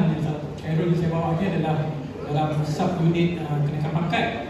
Kedua, satu lagi ialah sub unit bagi penempatan dan pertukaran, ya. Orang kawan-kawan kita yang nak bertukar dan sebagainya, ya. Yang ketiga adalah satu lagi sub unit, iaitu kecemerlangan untuk menguruskan jawatan-jawatan strategik, contohnya jawatan pengarah, fokus pada jawatan pengarah dan jawatan-jawatan yang berada di institusi lah, KJ, KP, ketiga sub unit. Jadi kalau balik semula kepada soalan, adakah ini menjadi KPI pada unit kami? Saya jawab ya. Tiap-tiap tahun itu perancangan kita, KPI kita memang akan ada satu tahun satu iklan untuk semua grade. Untuk tahun lepas, alhamdulillah semua grade jawatan telah kita iklankan. Dan ada keputusan-keputusan yang telah dikeluarkan pada tahun lepas. Bagi permohonan tahun lepas, ya, permohonan tahun lepas, bagi yang ke grade 48, 44 dan sebagainya akan divalidasi pada bulan 3. Habis saja, maksudnya kerja kami tak selesai. Berturut tak berhenti. Habis iklan, validasi. Habis validasi, keputusan. Habis keputusan, iklan semula. Iklan, keputusan. Jadi maksudnya kalau iklan validasi bulan 44, 48 ni bulan 3, bulan 3 validasi, keputusan jangka dalam 3-4 bulan, lepas tu iklan kami semula. Jadi maksudnya tiap-tiap tahun akan ada iklan. Semua grade. Itu kita punya KPI. Okey. Mungkin ada soalan lain. Kalau ni sebelum saya baca ni mesti ada soalan. Okey. Untuk inovasi, kalau kita upgrade inovasi yang lepas, boleh ke? Inovasi yang kita upgrade daripada inovasi yang kita gunakan dalam permohonan yang lepas. Ini memang boleh digunakan, tapi perlu dibuktikan. Ya? Perlu dibuktikan. Mungkin dari segi tajuk tu tak adalah totally berubah, kan? Tapi dia adalah fokus kat mana kita punya inovasi tu. Dan tunjukkan bukti bahagian mana yang kita buat penambahbaikan. Dari segi kaedah, dari segi tool ke dan sebagainya, boleh. Okey, soalan seterusnya, bagi pegawai PSH, kategori apakah yang perlu dimohon untuk kenaikan pangkat? Sama ada 1, 2, 3. Di KK pegawai di Kolej Komuniti, pegawai PSH tidak mengajar kerana lantikan JPPKK. Ini mungkin soalan tadi ataupun dia nak ulas sikit. Boleh tadi soalan yang sama dengan kawan kita tadi. Jadi ringkasnya wajib memohon kategori 1, dia ada pilihan. Alright. Perlukah disertakan borang komen review bagi kriteria penerbitan dan penyelidikan? Okey, komen review, ya. Maksudnya bila kita hantar penyelidikan kita untuk penerbitan luar, penerbitan luar, bukan buku apa lah, buku siapa nak review, kan? Kertas ilmiah kita buat penyelidikan siap di 10 page, kita hantar ke conference untuk conference ke terbitan jurnal ke, mesti ada di review oleh pihak penganjur. Tetapi pindahan ini sebenarnya baru berlaku pada 1 April 2022. Sebelum ni kita tidak tegaskan perkara ini. Jadi macam mana? Tak ada tentu. Saya dah buat ni tahun 2020. Sedangkan buku ni 1 April kata kena ada review, reviewer, kan. Macam mana saya nak cari balik 2020 dah terbit dah. Betul? Macam nak cari? Jawapan dia tak perlu ada lah. Macam mana? Kalau ada dalam bentuk, saya cuma ada dalam bentuk email. Bila saya hantar tu email macam saya, okey, you edit ni, revert ini, kan. Untuk itu pun tak. Apa lagi bukti dalam tak WhatsApp pun boleh digunakan WhatsApp, boleh WhatsApp. Apa saja yang boleh. Kalau tak ada, tak perlulah macam mana, kita tak ada. Dia akan hanya untuk maklumat panel saja. Kalau ada, lagi baik.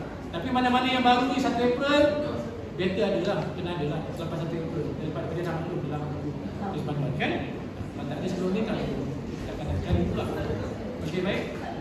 Okey, ini soalan berkaitan dengan mungkin term pun. Apakah perbezaan makna aktiviti ilmiah dengan projek pelajar?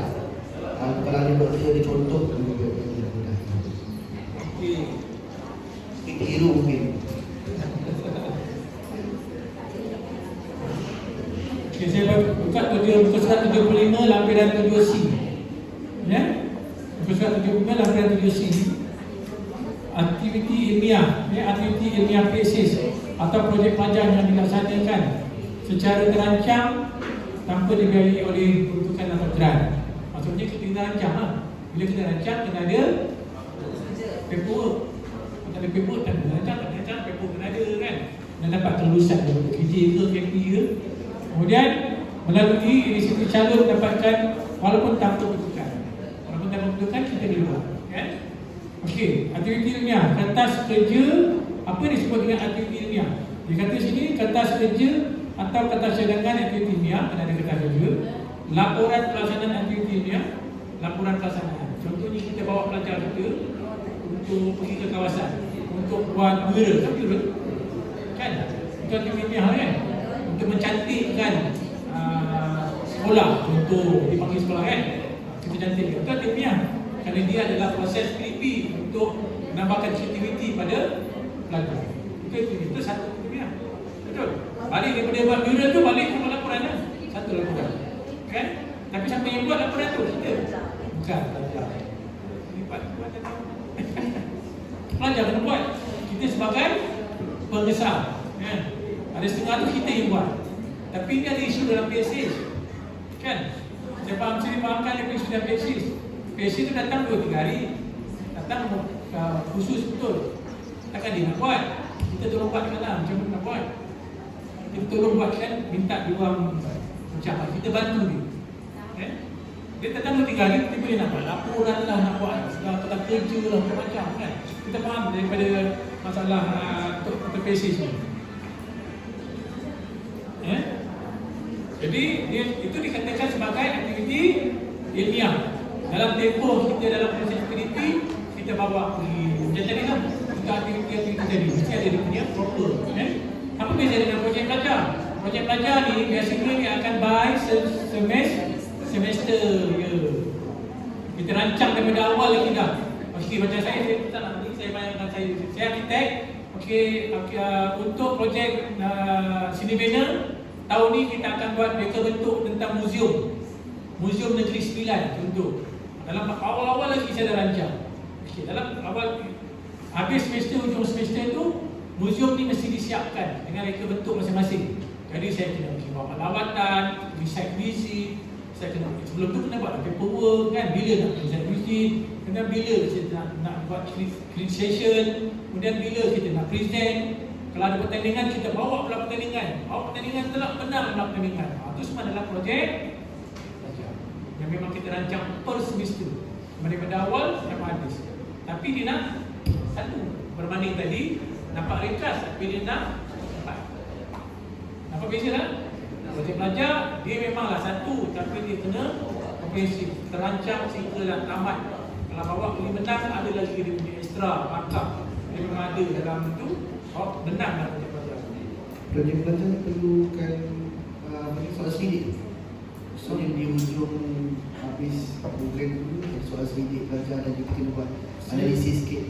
Saya tak pasti macam mana, macam saya punya bidang masa saya di production temporary tak ada.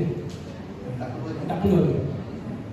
Dia sampai habis, sampai hasil proses dah. Saya punya part lah, saya tak tahu. Dia ikut masing-masing punya bidang lah. Kalau ada itu beza ya. Satu projek pelajar dan 4 aktiviti ilmiah. Dan projek pelajar tu pun mesti paperwork dia daripada pelajar. Okay, baik lagi. Habis tak? Ada soalan daripada peserta ke? Okey, kita ada soalan yang terakhir mungkin. Boleh indicate standby untuk pengarah, standby untuk majlis penuntut. Okay. Alright. Bolehkah inovasi pengurusan digunakan sebagai kategori 1 iaitu PDP? Baik. Okay. Ini juga adalah antara pindaan yang dibuat pada versi 3.1. Kalau dulu, kalau siapa yang nak kata macam versi 3 dulu, kita kata ada 2 inovasi betul. Satu inovasi PDP, satu inovasi pengurusan. Betul? Kalau kita PDP, kita kena buatlah inovasi dalam PDP. Kalau kita dalam pengurusan, buatlah dalam pengurusan. Tapi dalam pilihan satu, tidak ada lagi perbezaan itu. Buat je lah apa-apa inovasi. Tapi untuk memudahkan kerja dalam penambahbaikan dan untuk menambah baik proses PDP.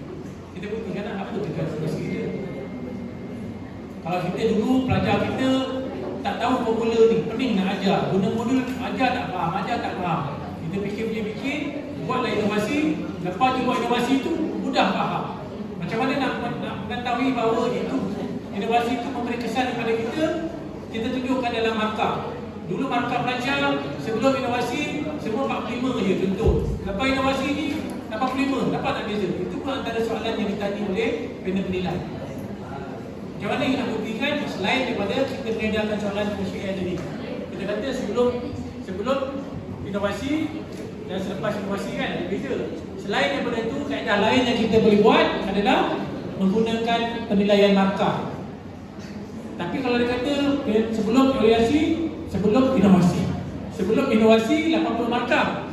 Selepas inovasi 40 markah. Inovasi ke tak inovasi? Bukan inovasi lagi ni. Apa yang kita nak inovasi? Lagi teruk penerimaan asal. Apa yang kita nak pentingkan? Walaupun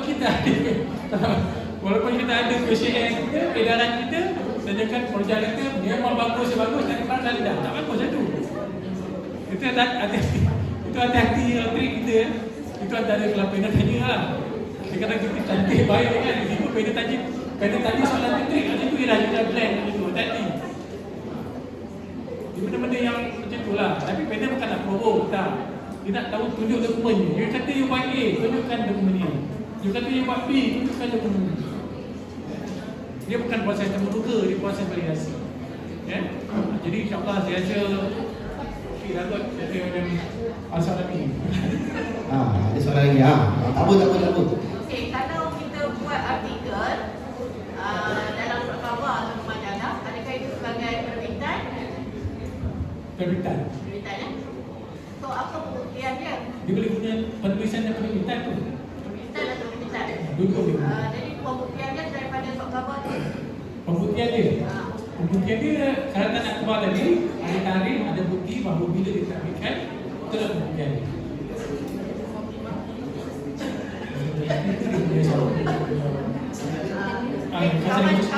Kawan tanya tu menang tak tu? Antara dengan kita buat terbit international ke perkataan je, yang mana yang lebih mudah? Antara dengan sok khabar tu. Dia tengok pada peringkat peringkat. Kalau kita buat artikel peringkat international itu markah paling tinggi. Jadi pendek-pendek tahulah di peringkat kita terbit pada. Kalau dia kebangsaan, kita buat artikel terbit peringkat kebangsaan je. Zon kan ada buku proceeding kebangsaan. Maka dia paling tinggi adalah international.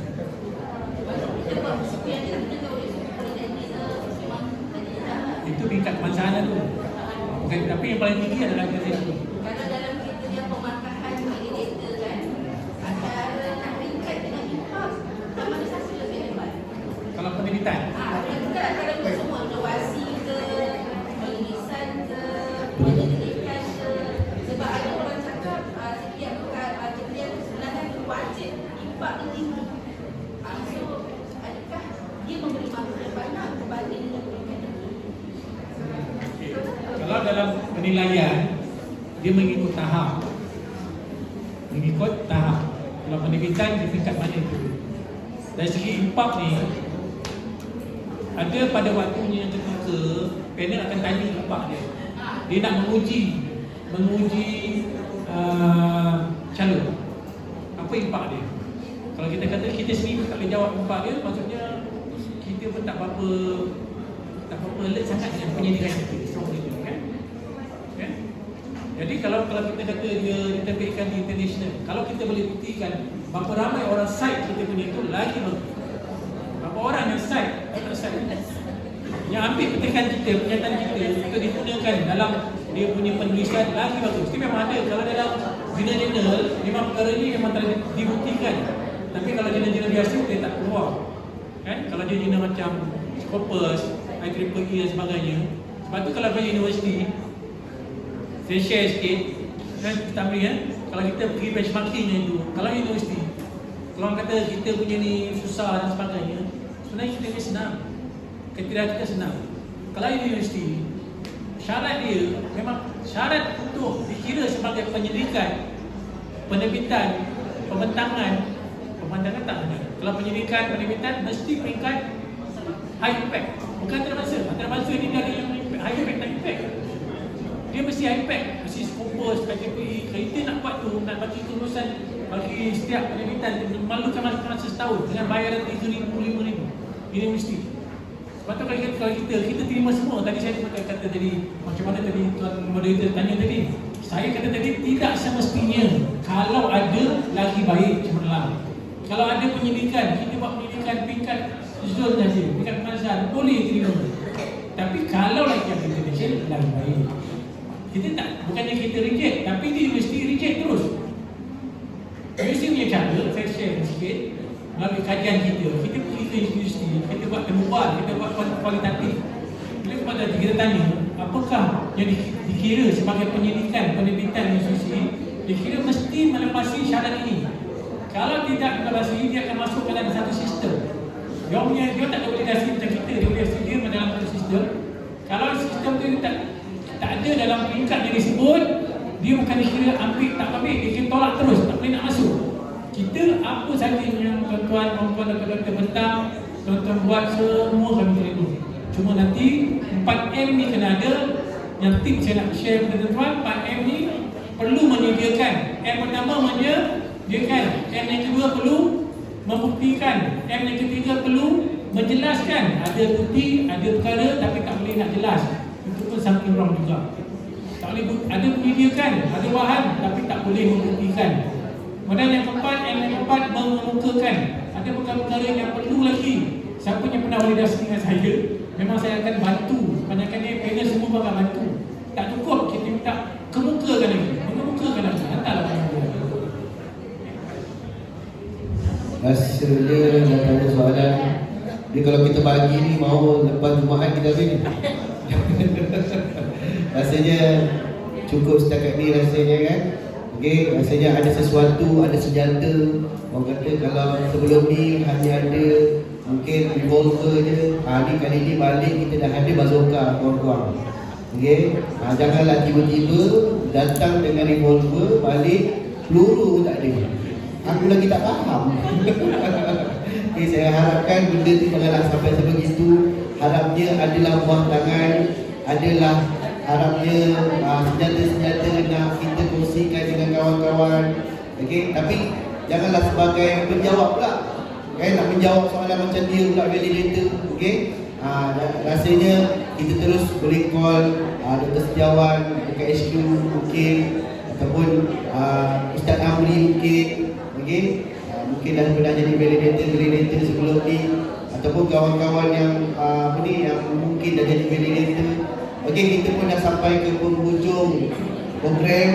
Okey, kini tibalah masa di hujung program kita, iaitu program penyediaan dokumen kecemerlangan kenaikan pangkat skim perkhidmatan PBBT Kolej Komuniti Negeri Sembilan dan Melaka.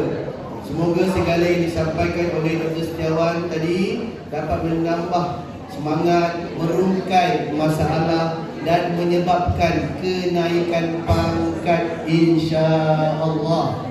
Amin lah. Amin. Okey, sebelum berakhirnya program hari ini, kami menjemput dan mempersilakan Ustaz Amri bin Abdullah, pengurusi Zon Negeri Sembilan dan Melaka, diiringi oleh TS Ahmad Afendi bin Abdul Khalil, Pengarah Kolej Komuniti Kuala Pilah, untuk menerima cenderahati dan sijil penghargaan. Dengan segala hormatnya majlis mempersilakan.